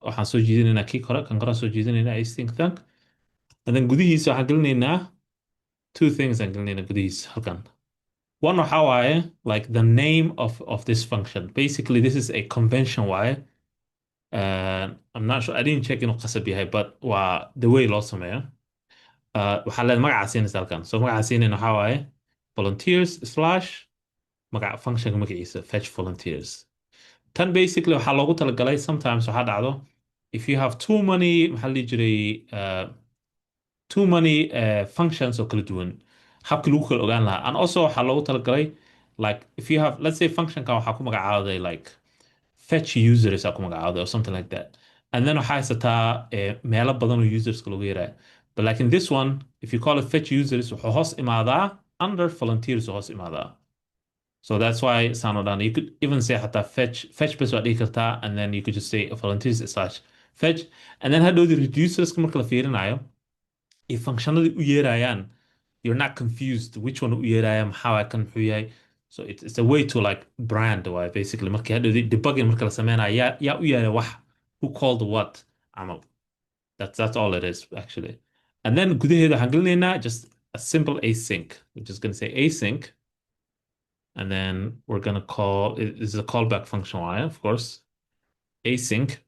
Inta gudaheeda, we're just gonna call the API markalkan. So waxaan leenahay const, waxaan leedahay response is equal to the usual stuff aan naqaanay await axios dot get. Inta gudaheeda marka waxaan dhahaynaa, are we gonna say localhost, HTTP localhost? Are we gonna say that? You're just gonna say localhost, right? Yeah, I can say localhost, but why did we bring the base URL? If we're gonna say localhost, because it's already in the base URL, right? Right. Yeah. So the whole thing I can't know how this. We don't want to do this in every function and everything. We have the base URL. We don't have to do this. So we could just get rid of this localhost, and then at the backtick instead of the quotation cut. And we're just gonna say base URL. Okay, base URL. And then that's it. So, and then now we could just say slash whatever aan rabno. Just base URL waxa waaye waa localhost 3001/API. So if we say slash volunteers, معناheedu waxa adigoo dhahay camal waa localhost 3001/API/volunteers adoo dhahay waaye. Okay? So this one, it makes it easy for us and we can reuse it a lot. And then now, if we want to change the portigan, we don't have to change it here. Okay? Here it's going to be exactly the same. Okay, so we just have to return it. Return response.data. Okay, so the fetch, that's it. That's it. The fetch, it's all done. You could add a try and catch if you want, but it's already, I think, solid. Try and catch waxaa loogu talagalay mostly like if we're doing something like waxyaala kale, maybe like marka create ka dheheno, we can add a try and catch, but like in fetchkan create async thankan way naga ilaalinaysaa waxyaalaha oo like soo lalaabanayo API ka soo laabanayo that we're not sure the effectiga hadda koraan baranay the side effects. Also asyncna waxay naga caawinaysaa, waxay sugaysaa until ay soo laabanayaan wixii, right? So async await basically how I sug until aan codsiga soo celino responsive. Okay, any question about the function can? Okay, cool. So function hadda waa sameynay. Now waxaan u sameynaynaa cases, right? Caseska waxaa waaye loading, success and fail. Saddexdaas xaaladood markuu maraayo maxaan sameynaynaa? What are we gonna do? So loading markuu sameynayo functionkan, what are we gonna do? Markuu sameynayo success oo ah successfully fetched data, maxaan sameynaynaa? So let's go to our extra reducers. All we have to do here is call the builder method here. Builder we're just going to say builder dot add case like that. Okay, builder add case. So builder add case gudihiisa waxaan gelinaynaa marka xaaladeen maraynaa. What are we doing here? Usually waxaa la sameeyaa, you just move it to the next line here, the dot like that aa leedahay. Okay, and now we're just going to say function ga u yeeraynaa. We're going to say fetch volunteers xaaladeen maraynaa. Like where are we? Now waa u sheegaysaa waxaa leedahay dot ayagaa ku siinaya wixii dot waxaa leedahay pending. So markuu maraayo functionka kor loogu yeerayo marka uu pending maraayo markii loo diro waaye, like the situation markii xaaladda marayso pending waxaa leedahay you say okay, waxaa soo jeedinaysaa state maxaa waaye ay sheegi kara, who can tell me what the state is? What is the state here? haddaa bilowga xoogaa ka taawana stateka waxaa waaye state is success. State is success. Yeah, the current condition aan joogno. The current condition. xaaladii oo cusbeed waa xaaladda uu taagnaa markii hore. Xaaladda hadda taagana maxaa waaye? What is the xaaladda hadda taagana? It could be loading, it could be It's right here. There's a word for it. yeah, bending. No, this is right here. What does it say? Bending. Initial state. initial state. Initial state. What does that mean? What does initial state mean? Xaaladda hadda xaaladdan joogno hadda Soomaaliya. taaganahay wey. Yeah, the initial state waaye. So state kan meesha la gelinayo is this object, right? So initial state. So we're saying okay, function markuu bilaabo fetching, markuu bilaabo inuu aado API-ga uu soo wax ka soo jiito, waxaan leenahay marka hore soo jiido state-ka, the current condition aan joogno soo jiido, then open a callback function in here, then waxaan leenahay markaas waxaa bedeshaan leenahay aan bedelno statuska aan bedelno to loading. So how do we do that? We say state dot and then a status is equal to loading. So now what we said was function ka kor ku yaallo markii uu codsi bilaabo this is like milliseconds ma aha wax oo like arkaysid all that. So markuu bilaamo make sure inaan statuskan idle-ka aan u bedelno loading. Okay, so that's the first case. So this is a reducer ku wuxuu qabto shaqadu qabto basically it switches things around like markuu codsi diraayo wuxuu bedelaysaa loading. Then also kan waa isticmaali karnaa later on, waxaan u isticmaalaynaa UI-ganaga meesha components-kanaga waxaa leenahay status marka ay tahay loading, just show a loading screen tus micnaha codsiyaa loo diray waa API-ga. Okay, so loading tus, and then the next case aa ku daraysaa, you could just say dot add case. Okay, next case maxay noqon kartaa is leedahay? What do you think it is? What is the next case? So loading markuu sameeyo kabacdi, what do you expect? Markii serverka codsi loo diro kabacdi, either success or fail. success or fail. So inta waxaan leenahay dot erayaa jiro ina siiyaan kuwan oo Redux-ka waxaa lahaa fulfilled alla. Fulfilled waxaa waay success waay basically. Waa la xaliyey waa arrintii. Then waxaa soo jiidanaysaa laba wax, two things halkan. One waxaa state-ka, which is the normal thing, initial state-kaas waaye. Okay. The other one waxaa waaye action. Action-kan maxaan usoo jiidanaynaa sababtoo ah waxaan rabnaa waxa ka imaanayo API-ga inaan ku update garayno UI-ga. Action-ka marka wuxuu wataa wax la dhaho payload, waana fiirin doonaa. We'll see. It has a payload. Payload is just everything that comes back from the API. Waaye. Information ka imaanaya. Let's open a callback function here. Meeshaan gudaheeda marka ku sheegayna waxaan leenahay the loading the statuska marka hore waxaa waaye we're just going to say state dot statuska inta maxay noqonaysaa statuska yaa qiyaas karo. What is it going to be? Since it's fulfilled, right? Remember, and we have three conditions and three states. With success. Success. Yep, success. That's because we're so lapped. This means like the API wuxuu soo celiyo wixii loo baahnaa, everything we needed. Next waxaan noqonayaa state dot waxaan leenahay volunteers. Okay. Volunteers bilaab waxaa waaye, what is this here? Is empty, right? So initial state for volunteers is empty. But we need to add information ka imaanaya database. How do we do that? So information ka imaanaya database waxaa hayo action. Action is carrying wuxuu hayaa payload. So we're going to say action dot payload. That's it. So whatever comes back from the API, it's inside the payload. So that means all the volunteers waxay ku jiraan payload kaasi ku jiraan. Simple. That's it. Okay. And then the next one would be, we want to make sure in an error jirin. So we're going to say state dot error is equal to null. Because success markaan joogno, it means there's no error. So we're going to make sure we set the error to null because there's no error. You could also leave it, but usually this is the convention habka fiican waa loo sameeya. Okay, xaaladdan waan ka baxna marka, this is done. This means API gu soo laabtay, everything is good, success, and waa haynaa all the volunteers ku haynaa. Or maybe we don't have any volunteers because API gu ma laha volunteers kuma jiraan. The last one waxaa waaye, what is maxaa noo haraad? Waxaan dhahna loading, waxaan dhahna success, what's left? Fail. Right here. Good. Three of them. We Fail, have fail loading, we together. have success. Failure, Fail. another one. Yeah, we need to handle the failure too. So we're going to say fetch volunteer. Waa soo jiidanaynaa. Fetch volunteers. Waa function ka waaye. That waxaan leenahay. Actually, it's called here rejected. Rejected Allah. Okay. Tan ere anaga samaysan ma. It's part of the system ka or Redux ku kamid yahay. Rejected. And then we're going to bring back the action state.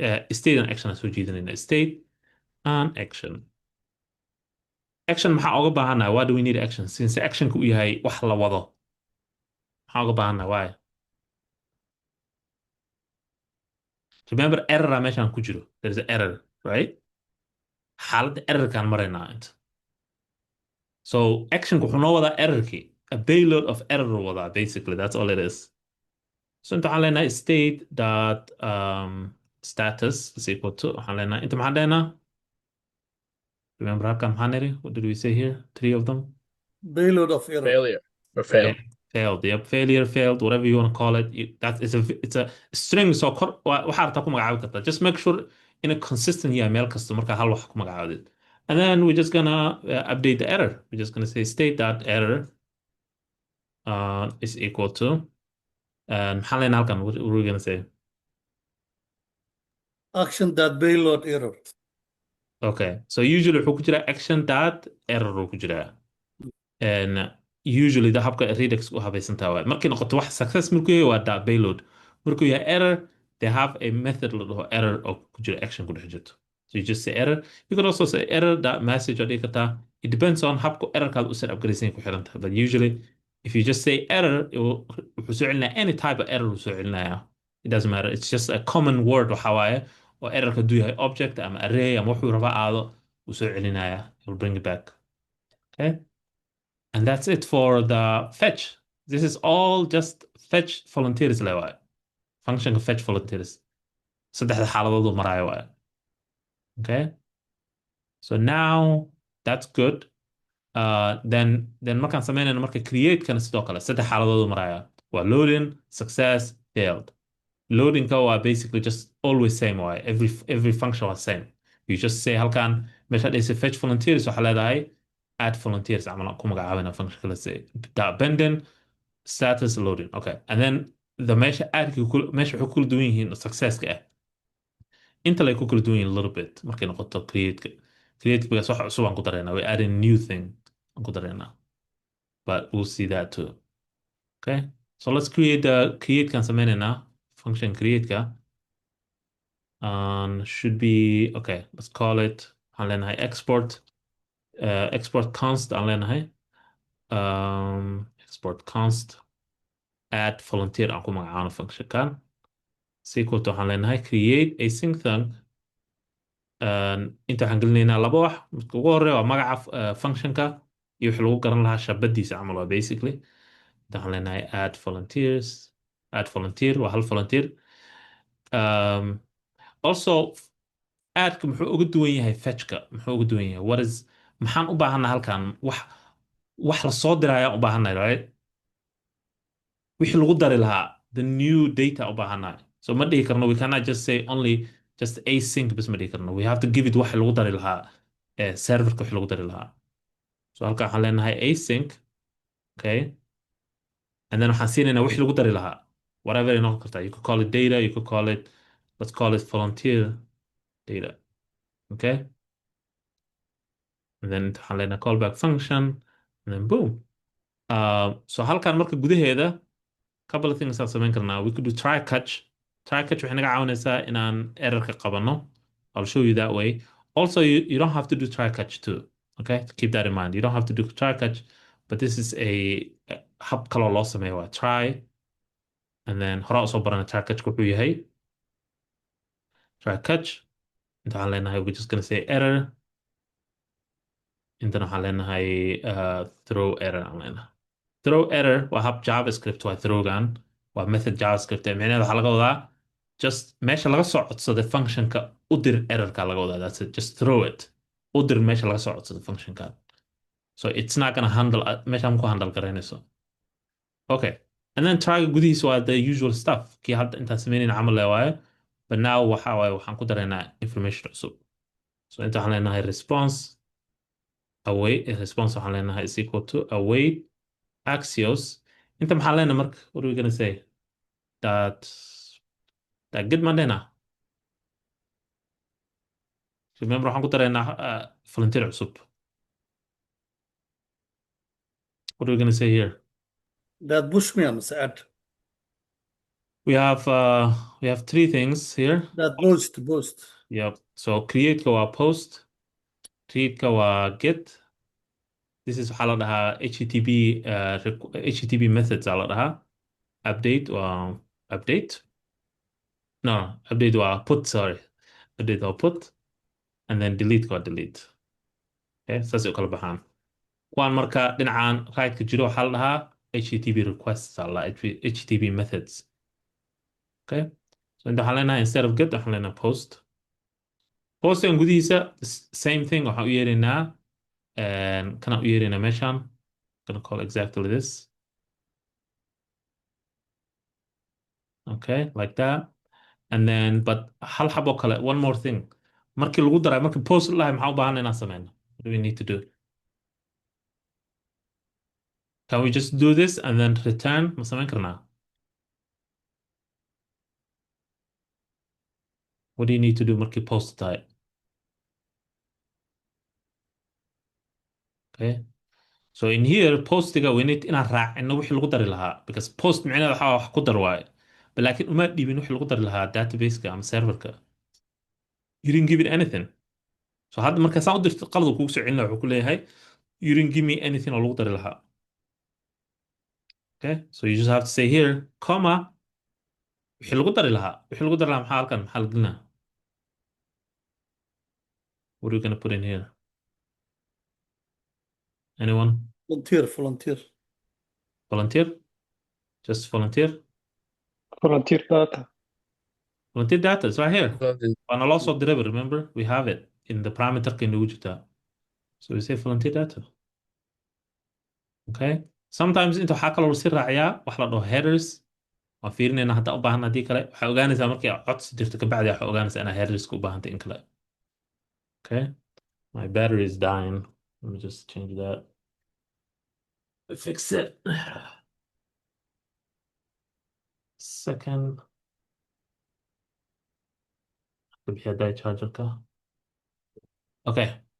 So volunteer, and then hadhowda waxaa gelin karnaa halkan. You could add headers halkan. Let's just add it hadda for the sake of hadhowda si aan ugu soo laaban meesha. Waxaa leedahay headers, and then waxaan leenahay headerska waxaan siinaynaa typeka waxaa waye waa waxaan soo dirayno noocuu yahay, what type it is. So waxaan leenahay contentiga soo dirayno waxaa waaye, you just say content type. Content type waxaa weeye waa application JSON. Waa waxay garanayaan serverada habkay u kala bixiyaan contentiga.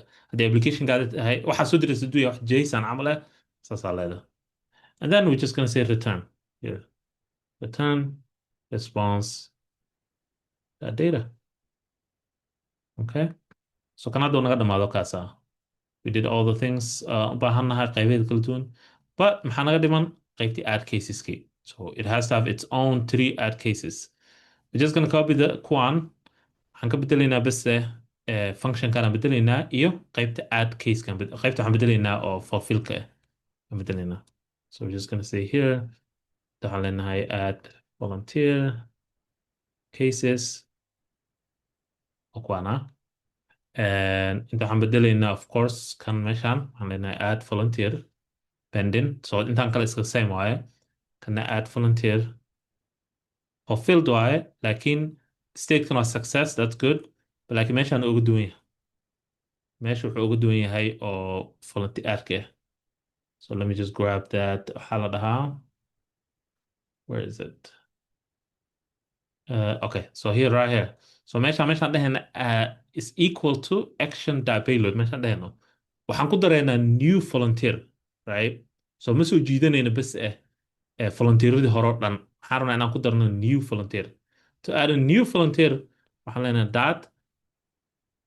Okay, let's go back to waagi hore waxaan baranay. Okay, we have an array. Array haddaa rabta wax cusub inaad ku dirto maxaad sameynay? There's a method aa jirto loogu daro wax cusub. If you have an array, what method aa la isticmaala? Remember methodyadii aan baran jirnay pop and shift. If you want to add a new thing to the array-ga, maxaa isticmaali kartaa? You could use push You can or use push. unshift. Yeah, push, yep. Push aa isticmaali karnaa. Usually markay tahay wax oo like object camal ah, usually push aa isticmaalaysa. So if you go to array methods, W3 schools, W2 schools, W3 schools aan kawada. And waa kuwana, yeah, it's right here. There's push, array push. So array haddaa this is what you could do. You could just say arrayga soo qaadanaysaa, aleeda push, and then waxaa rabtaa ku daraysaa. Okay? So that's casharada ugu horey. Remember waxaan waa isdul fuulayaan ogow. Waa sida xisaabta camal. Maalin dhawtaan dhalinyaro kala hadlaya arrimaha like college-ka iyo waxaas. So xisaabta aad ku baratay algebra ku baratay high school-ka wuxuu kaa anfacayaa whatever calculus-ka ku baranaysa college-ka, right? Same thing programming-ka.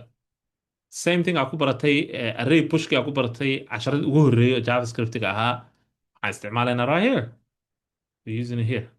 Okay? So keep in mind like wax kasta oo baratid way sii qabanayaan. So haddii hal cashar kaa qaldamo, it means casharada soo socdo oo dhan will have xoogaa shaky aa noqonaysaa. Okay? Just gonna say push. And then maxaan ku push garaynaynaa halkan? What are we pushing? Maxaan u diraynaa? Maxaan siinaynaa halkan? Action, right? Action dot payload, right? waxaan gelinaynaa action.payload. Action.payload basically waxa waaye waa qofka cusub oo la sameeyo waaye. The new person. Ma ahan all the volunteerska ma aha. Waa the new volunteerka la sameeyo waaye. Because waxaan ku jirnaa functionka ah add volunteer aan ku dhex jirnaa. So action.payload waxay noqon kartaa either all the volunteers markaan ku jirno fetchka, right? Fetchka markaan ku jirno fetch volunteer. Ama waxay noqon kartaa hal volunteer on key aan ku darnay hadda informationkiisu noqon karaa. So now this one, push markaad dhahdo waxay soo qaadaysaa all the volunteerska inta ku jiray, right? Waxay dabada ooga sii qabanaysaa ama reducerka wuxuu ku darayaa listigii all the volunteers ku darayaa, and then wuxuu update garaynayaa UI-gii ama componentskii. Okay, so that's its job. And then this one is the same. We're just going to change the function, and then I add volunteer. This one just error y. Once the error fails, it always comes back like that. Okay.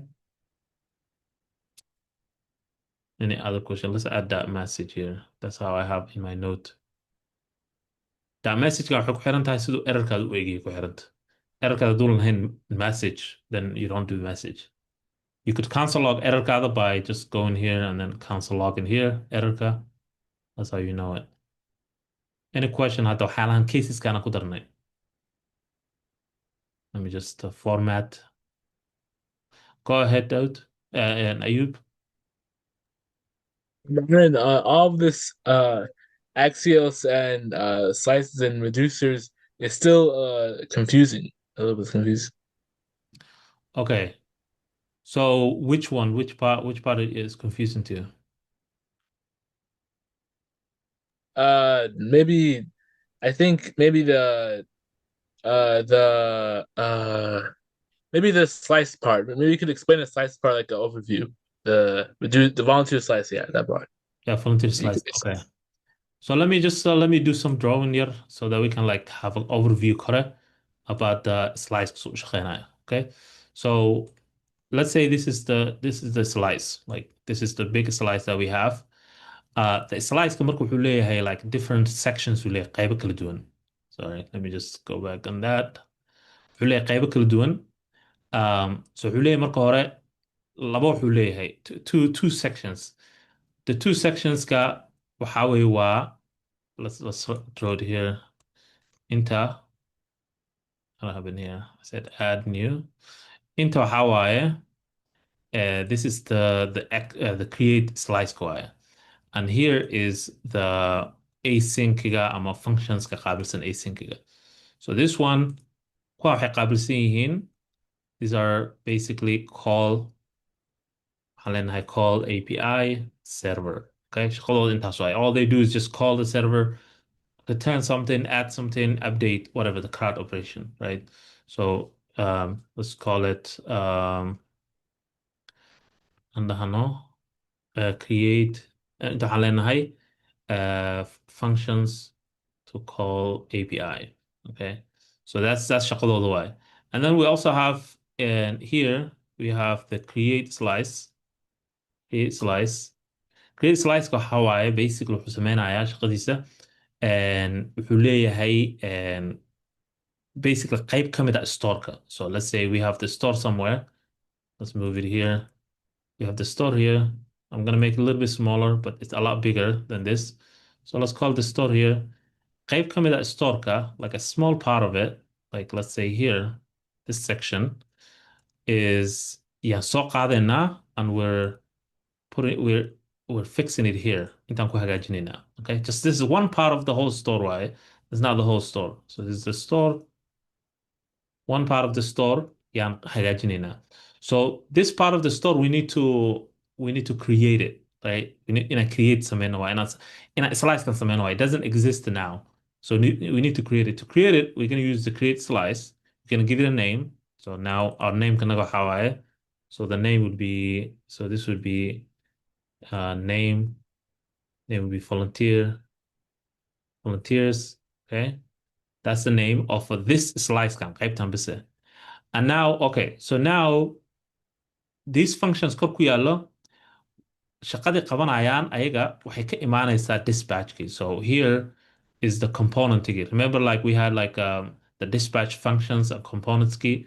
So let's take one example. Let's say something like let's say, because we already have volunteers, but let's say profile. Okay, the example kan qaadan wuxuu ahaa update name. Okay, so update name was before was Muhammad. Now waxaan rabnaa inaan ka dhignay Ahmed, let's say. Okay, so codsigaa lasoo diri marka codsigaas function waxaa jira marka la dhaho update profile. Okay, let's create update profile here. waxaan leenahay let's just call it function. We have to say export and all that. but let's call it function update profile. Shaqadiis intaas waaye. Update profile, we're going to do the whole thing about create async and then call the API, but shaqadiis intaas waaye. Shaqada qabta intaas waaye. And then also we're going to give it the name ka here, Ahmed. So now codsi wuxuu dirayaa marka the server ka, it's going to call the server, it's going to update the name Ahmed, Mohammed to Ahmed u bedelaya. So the connection is right here. So this is the dispatch. Into dispatch kasoo diraya. Let me just get my pen. This is the dispatch. Kan waxaa marka, this is dispatch. Dispatch kan waxaa marka, you just form yara kugu jiro inta. There's a form yarisa that you click submit to add them Ahmed, and then function kana loo soo diray marka. Dispatch kan marka wuxuu haystaa wax la dhaho the function name ku haystaa. This update profile ka. So it has update profile here, and then wuxuu usoo dirayaa magaca Ahmed. Okay, this is the payload ka basically aan ka hadlayna daay. So that's a dispatch. Now the function kan uu bedelaya. Markuu bedelo, then the minute uu bedelo, also the add case ka hadaa aan sameynayni will get triggered. It will start working because already we have here add case oo leh the function name. So add case, it has a function name which is update profile dot fulfilled whatever or success, and then that will get triggered, and then this will update basically the UI. So now this will go back to the UI. So tan wuxuu sameynaa marka, it will wrap around and go back to the UI. It will say, okay, so here success waaye, everything's good, okay? And codsiga wuxuu ka imaanaa inta. So it's coming directly from this function, which is connected to the server ka. It say, okay, everything's good, sheegaya, everything's good, and then the add case will update the UI, basically the component. And also it will update the store too. Right here. Update the store. So store already in Ahmed loo bedelay. The UI already knows like the muuqaalka, like the component, and then the server ka was the farthest place oo la update gareebo. Right? Does that make sense? And then the add cases ka sababta u sameynayna is because we want to make sure markuu loading dhahayo, when it's saying loading, we want to hear any loading noqoto. We want it to be loading like that. Once it becomes success, we want to show Ahmed halkan. Ahmed waa la bedelaya, Ahmed aan ku bedelayna. And then if it says error, we want to show error here.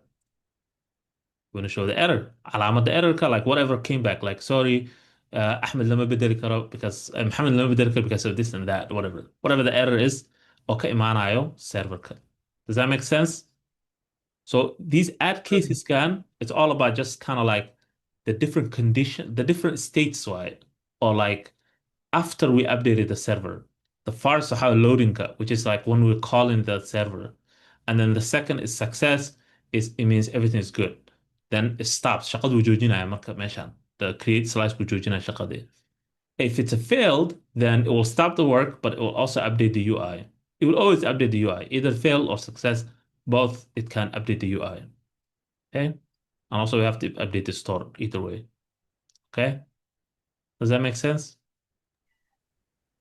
I think it does, but we haven't used the dispatch method yet, so I don't know how that works. Yeah, we didn't use this one yet. This one is the next thing I استعمالنا. So it's the use dispatch and use selector key هداك هذا اللي we're going to use it inside the component. Okay. Okay. Also, the add case thing, you only need to add 3 cases no, 2 cases for fulfilled. No, wait, loading, fulfilled, and error. Those are the only cases you need to add. Yep, for each function here. For each function you have here, you need to add 3 cases because you want to make sure you want to handle all the three possibilities, basically. The first possibility is loading. That one is always comes up, so it's good to handle it so that your application, your component knows that you gotta wait. Qofka u sheegaysaa, just wait, give me a second. Let me just grab the information, right? And then the other 2 is either success or fail, not both of them at the same time, right? So Okay. there's a bit. Okay. Also, I was gonna ask something.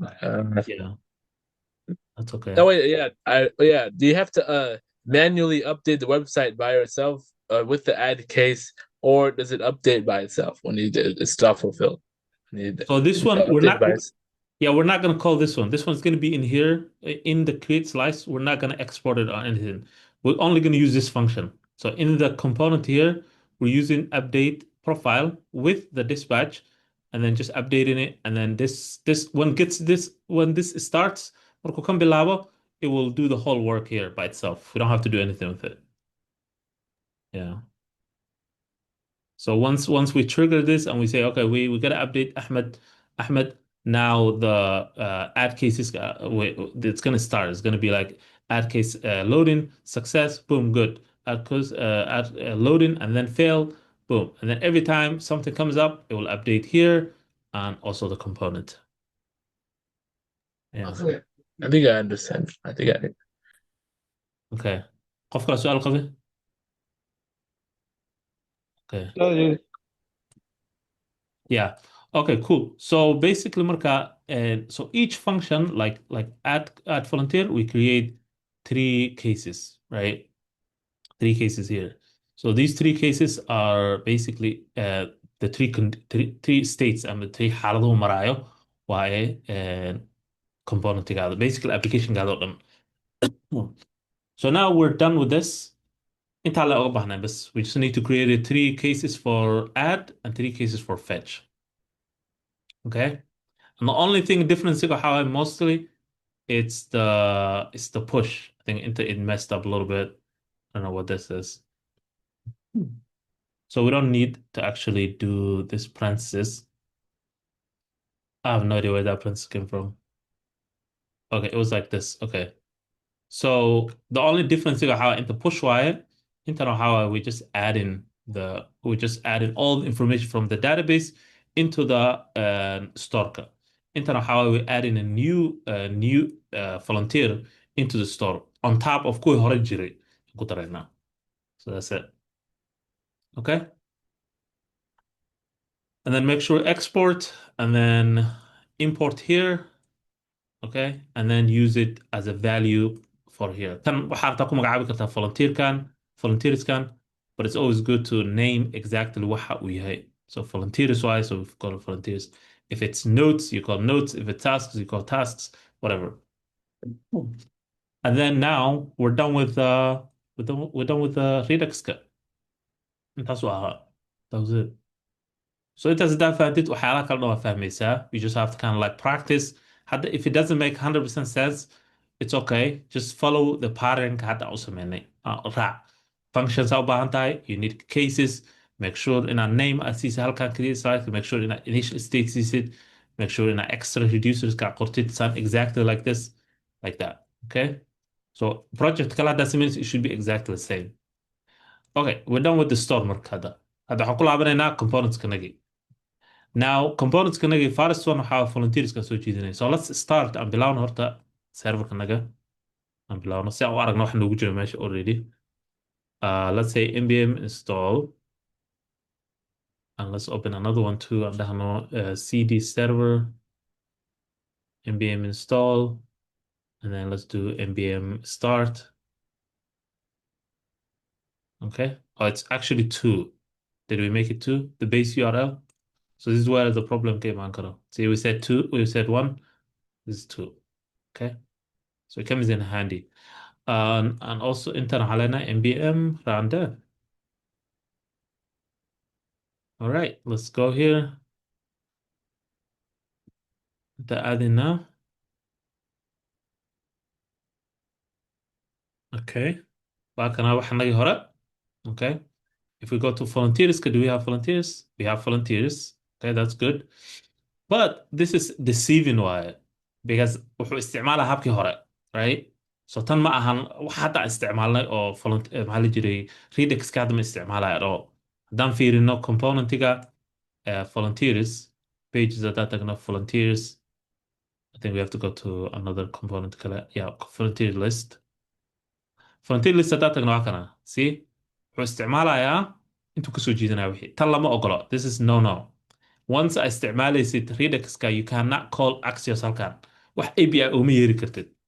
okay so adiga marka assignment ka sameynaysa marka waxaa laga rabaa inaad bedeshid waxaan you just change this to Redux ka ku bedelaysaa how do we change it waxaa ku bedelaysaa waxaa soo jiidanaysaa marka hore laba wax two things import waxaa leedahay um, import waxaa leedahay use dispatch iyo use selector labadana soo jiidanaysaa from React Redux inuu yahay yep labadan soo jiidanaysaa labadan marka use dispatch waxay ka caawinaysaa inaan dhahno okay just soo jiid wixii ku jiray database ka soo jiid right and then use selector waxay naga caawinaysaa select information from the store ka soo jiido wax that's all it does okay so step ugu horeysa waxaa waaye step one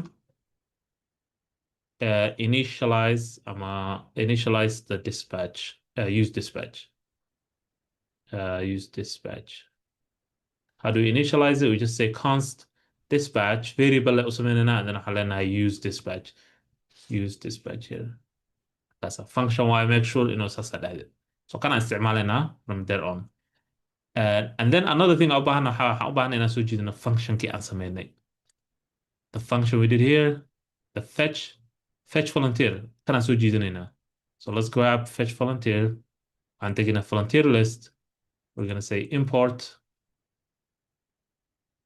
import fetch volunteer from meeshuu ku jiray so you just have to point meeshuu ku jiray inaad u sheegto the store slash slices slash volunteer slices okay so kan marka hadda waxaan isticmaalaynaa instead of meeshan so use effective gudaheeda waxaa iska bixinaysaa waxaan oo dhan we get rid of all this dhan ka bixinayna meesha we don't need that use effective gudaheeda waxaa gelinaysaa dispatch fetch volunteers I think that's it let me see if I got it wrong so waxaan leenahay volunteer list yeah waxaan leedahay dispatch volunteers also halkan we need to make it a function here function ahaana ugu yeerina because kan function waaye sasa ugu yeerina and then inta waxaa ku daraysaa bise you add right after dispatch waxaa ku daraysaa dot unwrap tan we don't have to think about too much about it but mainly waxaa loogu talagalay errorska soo laabanayo so if we go back to the slice kadaan ku laabano volunteer slice you see here we don't even have error usually if you have an error like kan camal throw error kama jeedaa this one throw error iyo wuxuu u dirayaa add cases ku diraya meeshaan u diraya throw error instead of meeshaan lagu handle garanayo it will send it here so saasaa loogu talagalay so just say that unwrap alada function gelinaysa so kan halkaas nooga dhamaaday now but we don't have the volunteer scheme right volunteers ma hayno so what do we need to do we need to use the use selected so use selected habka u isticmaalayna waxaa waaye waxaa leedahay you say okay waxaa leedahay so intaa la tegaysaa right here meesha hoose make sure ina statekan ka hooseysid okay waxaan leenahay const object yaa leedahay kabacdi waxaa soo jiidanaysaa volunteerski you say volunteers and the good thing is like uma baahni marka statekan anymore you don't need this it's already intaa ka soo jiidanaysaa let's finish it horta marka hore waxaa kaloo soo jiidanaysaa error waxaa kaloo soo jiidan kartaa statuska so you could say volunteer status or you could just say status okay so kuwaan soo jeeda hadda volunteerskan statekan meesha waa ka baxay kan meesha waa ka baxay loadingkan xataa uma baahnid meesha ka bixin kartaa kuwaan oo dhan meesha laga saari karaa you can get rid of all this so just get rid of that so kan marka kuwaan dhan waxaan kasoo jiidanaynaa see how like volunteers errors and status inteen kaloo ku aragto waxaan saddexdan wax where have you seen it before marka la fiiriyo Seen it in the volunteer slice, the initial state, yeah. Initial state. yep volunteers status error and then not gonna volunteers error status so same just order click will do it and then inta waxaa leedahay use selector okay use selector aan kasoo jiidanaynaa use selectorka waxaan kasoo jiidanaynaa marka hore we're gonna grab the state right and then stateka waxaan kasoo jiidanaynaa state dot volunteers Okay. State that volunteers معناها waxaa laga wadaa just qaybta oo volunteers bas isoo jiid. If you have waxyaalo kale haddaa haysatid oo like kugu jiro storeka sida camal profile ama kugu jiro post waxaa leedahay state that posts aa leedahay. Okay. So hadda inta dhan waxay naga qaadaysaa volunteerskan waxaa ku jiro all the volunteers. Okay. Of course we're gonna have an error because what loading ka error na siinaa because loading kii meeshaan ku yaala waa kana this is the loading. There's no such thing as loading hadda marka. Waxaa haysanaa waxa la status. So we just have to say when the status markuu yahay loading and markuu yahay status loading saan samee. Hadduu loading ahayn saan sameynaan dhahna waay. We can't use this one hadda.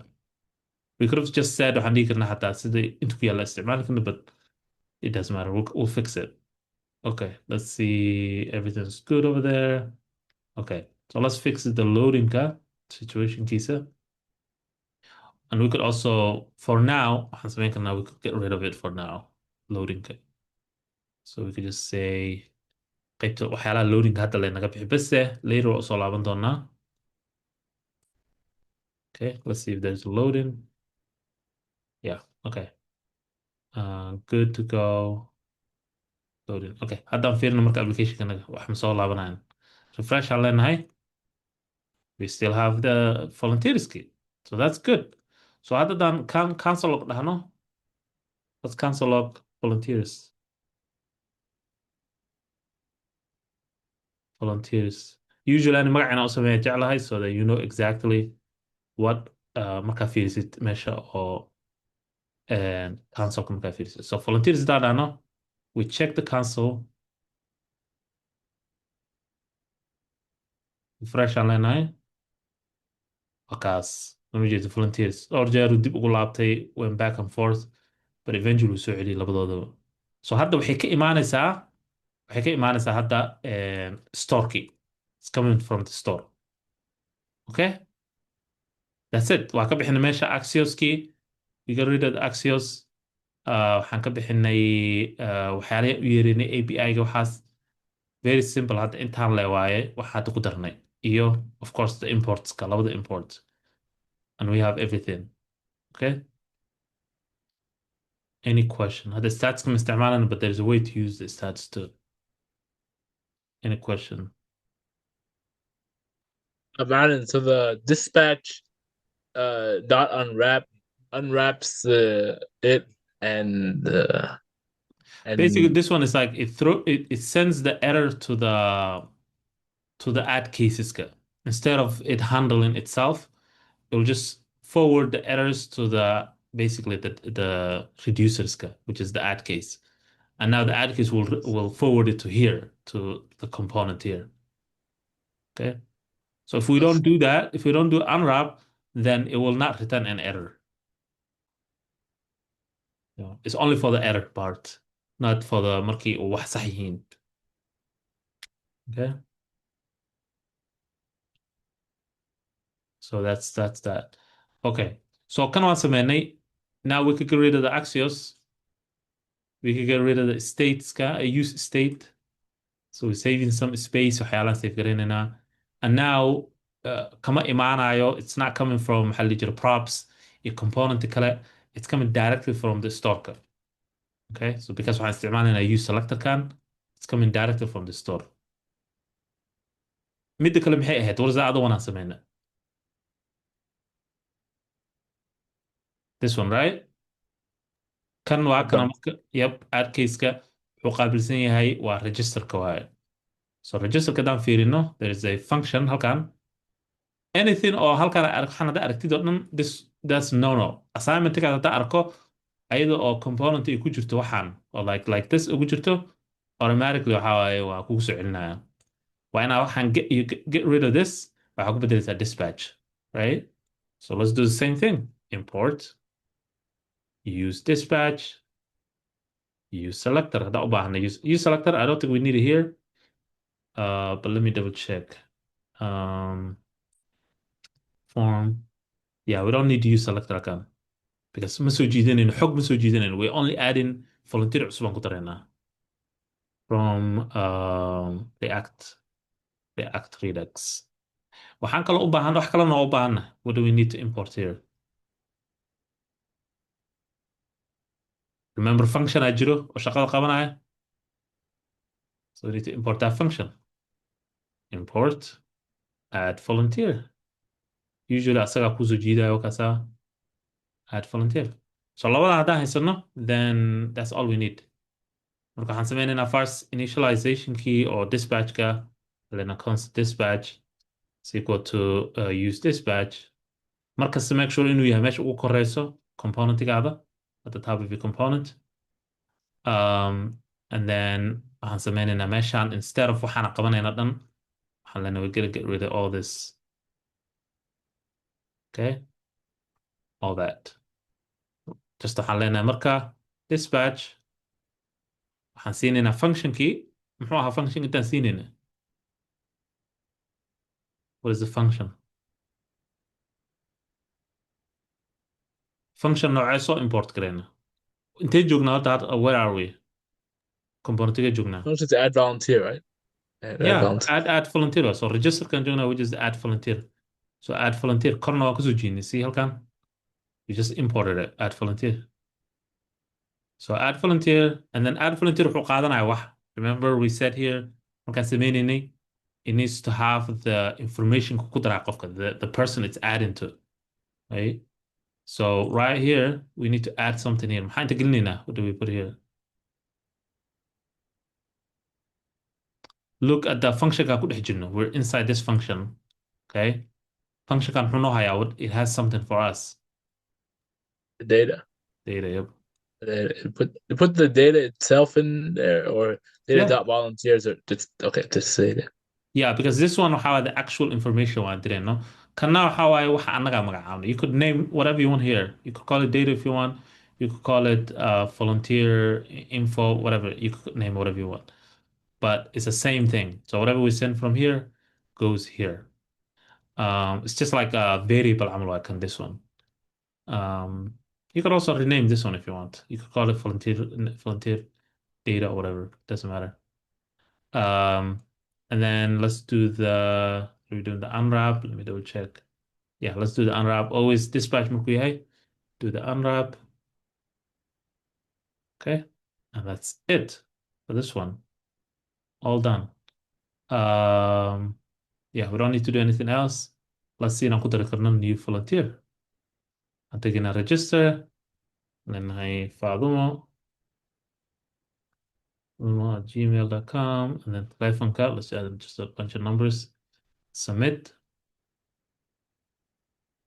And it added, I guess. Let's go here. Yeah. Oh, yeah. Another thing I could do is how you could bring in redirection key. That's what I can is React React hook form, not React hook form, React muxuu ahaa key form lagu sameynaya direction key inta ku jira. Waxaa ka keenaysaa React router DOM.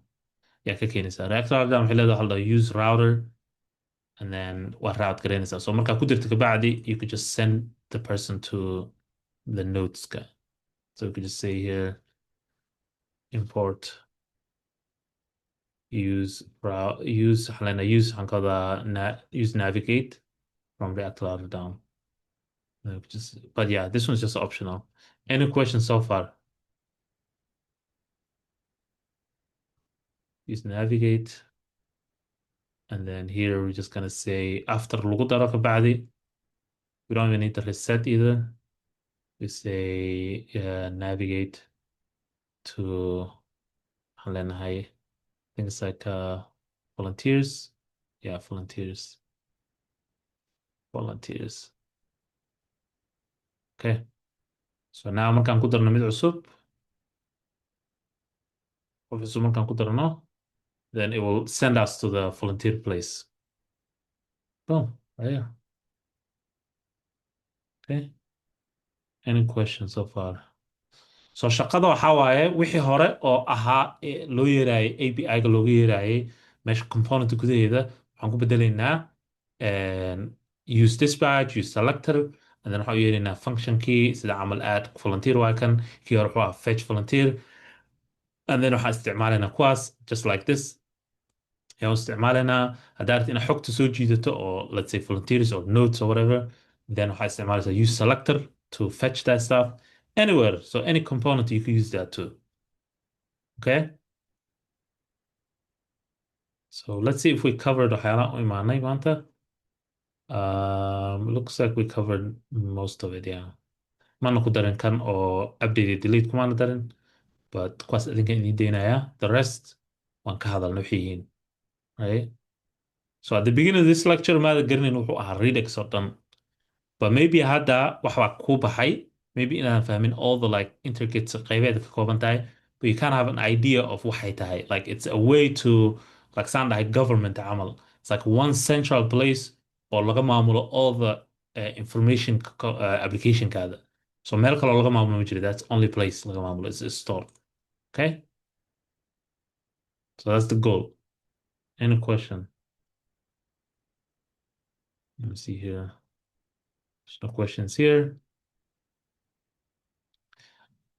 واحد سؤال. Okay, let's look at the assignment here. Inshallah. So assignment waxay noqonaysaa same task as samaynaysen the notes app, and then now waxaa u bedelaysaan Redux ku bedelaysaan. Okay? The same idea hadda ani aan sameeyey oo applicationkeedii hore oo volunteerska ahaa aan u bedelay Redux aan ku isticmaalay. Okay? So same thing, you just go to application-kaada, waxaa bedelaysaa a couple of places. Marka ugu horeysa waxaa ku daraysaa store-kii. You set up the whole Redux store. Store index.js, you set up the configuration-ka, and then you set up the slices pages-ka, and then you set up the maxaa la jiray base URL, all that, and then the slice code dhanaa set up garanaysaa. Hadda waxaa laga rabaa marka add only the you could do all four of them. So fetch, add, update, and delete. Cases code ku dar all the cases, and then after that waxaa imaanaysaa components ka sida camal view notes. View notes, you see it has a ABI call. Waa bedelaysaa. You change this to fetch notes ki camal or whatever yaa ku bedelaysaa. So waa soo jiidanaysaa use dispatch, use selector, dana waxaa fiirinaysaa casharka saa u sameyn haddaay. Sidoo kale create note, I think waxaa intuu ku jiraa waa kana create note, same thing. Intaa bedelaysaa, you change this one. API call oo dhan ma haddaa arko, if I see anything or like this, haddaan ku dhex arko component, micnaheeda waxaa si sax umaadan sameynin. Okay? So this should be handled by the Redux-ka. Redux-ka sidaa u set up galaysaan fiirinayaa. Waxaan kaloo fiirinayaa meeshaan main.jsx-kaana fiirinayaa inaa gelisay store, provider, all that stuff. Okay? README-ga aqri, make sure to follow the README. It has everything you need to know. Waxaa soo install garaysanaysaa waxyaalahan. You create the store structure oo kaasa, and then configure the store, create the slices, and then this is the main.jsx waxaa gelin lahayd. This is already oo kusii sameeyey waa kana. You do like that, and then you change everything oo meel kasta oo API looga yeerayo yaa waxaa u bedelaysaa Redux. Okay? And then these are all the steps ka u baahanta inaad follow garaysid. And lastly waxaa stretch-ka. Qofkii ay la fududaato waxaan oo biyo u noqoto camal, make sure to do the stretch. Okay? Because the stretch waxaa waa extra homework camal waaya. Like this is all good, easy for you now. Stretch ka samee. Okay? Any question? Okay. Ha iloobin inaad dhahdaan fork, by the way, because I've seen a couple of students oo maalmahan fork ka boodaayo. Midda kale oo raba inaan xasuusiyo waxaa waaye, please make sure inaad you get your git down, right? Gitka systemka gitka iyo sidaan u sameynaynay, I don't want inay ka imaado wax oo like su'aale like waa ku confuse garoobay ama ima shaqeynayo ama kan ma rabi. I don't want none of that, because from here on we want to grow, right? Right? We want to move on to the next step. That means waxaan rabaa I want you inaad waqti gelisid the git system, understand the git, watch videos, make sure inaad xalin kartid all the little problems of git. Hadduu jiro problem aad xalin karin, then yeah, I get it. But like, I'm not going to help you with git add, git commit. I'm not going to say that anymore. Okay? So make sure inaad gelisid. Hadda kabacdi haddii aan ku dhaho, okay, just soo push garee waxa, then I'm assuming inaad taqaanid the whole process. Okay? If there's an error that you cannot solve, you have to Google it, use AI if you want, to fix problem حلين لقدهاي. But from here on, there's no more git issue. Make sure you do fork. If you don't do fork and then أسمي حدا, it's your own problem in a حليست. Make sure that, okay? So I'm not gonna help with any git problems from you on because وحمرنا week 14 هنقعد من هال week بس هنقعد من React, okay? So make sure I don't want to see any more git issues because I want you دي حتى git سمين it's not an excuse in هذا and ما سو ديري كده because git ka problem guys no you have to solve it right make sure in a task is كجري mail and also قرأ mail قرأ all the git process right and how to add how to change the سيدا لو بدل دي at fork قلدت بني آدم أتاو لو بكتا fork that's fine but like how do you fix it mail قرأ like from here on هذا قلدت now you fix it and steps git add git commit git push you gotta know git branches you gotta know all that stuff okay so no more git issues and from here on focus ka حنصارنا عشرة إيه like Redux إيه next step حواي the we're gonna do the محل يجري authentication we're gonna do محل يجري project سوينا سمينا سان so make sure inshallah let's just refresh everything inshallah okay so in Gubamiyan, I want you guys to grow and move on to the next step inshallah okay so keep that in mind any haddii oo noogu soo celisid assignmentiga xoogaa waa fiicnaan lahayd ustaad sida la sameynayo hal mar Yeah. So assignment tiga, just the usual stuff. You do fork leedahay, you clone it, and then you follow the readme-ga.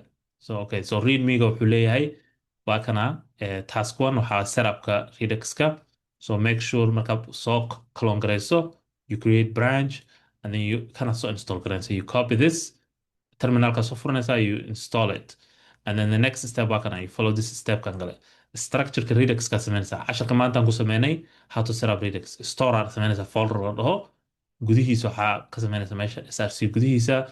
Index waxaa u sameynaysaa .js. Waxaa gelinaysaa Redux configuration-ka. Waxaa kaloo sameynaysaa sliceski. Waxaa kan adiga waa node slices waa kiina. Waxaa gelinaysaa waxyaalaha maanta ka hadalnay, which is functions la sameynayo, initial state, create slice-ka, add cases-ka, waxaas oo dhan. All the things we did today is exactly the same.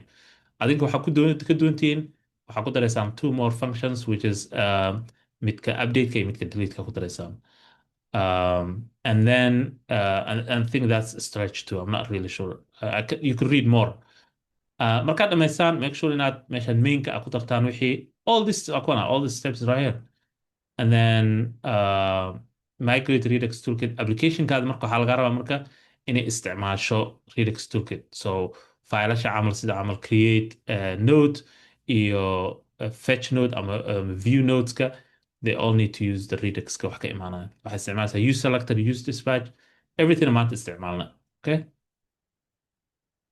inshallah any question all right hala dadaala inshallah let's step up let's make sure in iska dhameyno wax ma rabno week 15 inuu noogu soo galo annagoonan micnaha upgrade sameynin inshallah so all the little things iska sax all the little issues everything you have any maxaa la jira GitHub authentication any little things any setup make sure editorkaada inuu sax ku yahay everything let's just upgrade make sure inaa waqti gelisid watch videos Google ka raadi ask AI all that stuff inshallah Ayub you have a question Yeah, man. Are we gonna do a project next week or the week after? Week 15 markaan dhammaanay this is week 14 once we're done week 15 we have a big project coming up we have this one the project 2 right here you see we have projects already diyaar already set up gareeyay we just need to like we just need to start okay I'm logged in another account timalaha waxaan ku jiraa cohort 7 aan ku jiraa see oh yeah, cohort 7. Yeah. So we'll just choose which project, all that stuff. But that's like a week 15 I mean, know about it. Okay. After we finish week 15. So week 14, assignment is so the mayor.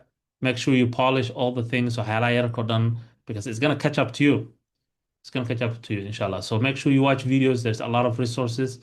I can do some review but you guys have to put in the time or study because it's not gonna get easier if we don't move forward to next step, which is like waxaa laga yarkoo dhan hoos naga dhig every like HTML waxa la xiriiro design, all that stuff, responsiveness, kuwaas marka project bilaaban oo practice garanaysaa, laakiin haddana just keep reviewing, keep building little projects yar yar haddaa firaaqo hesho when you get a time, inshallah.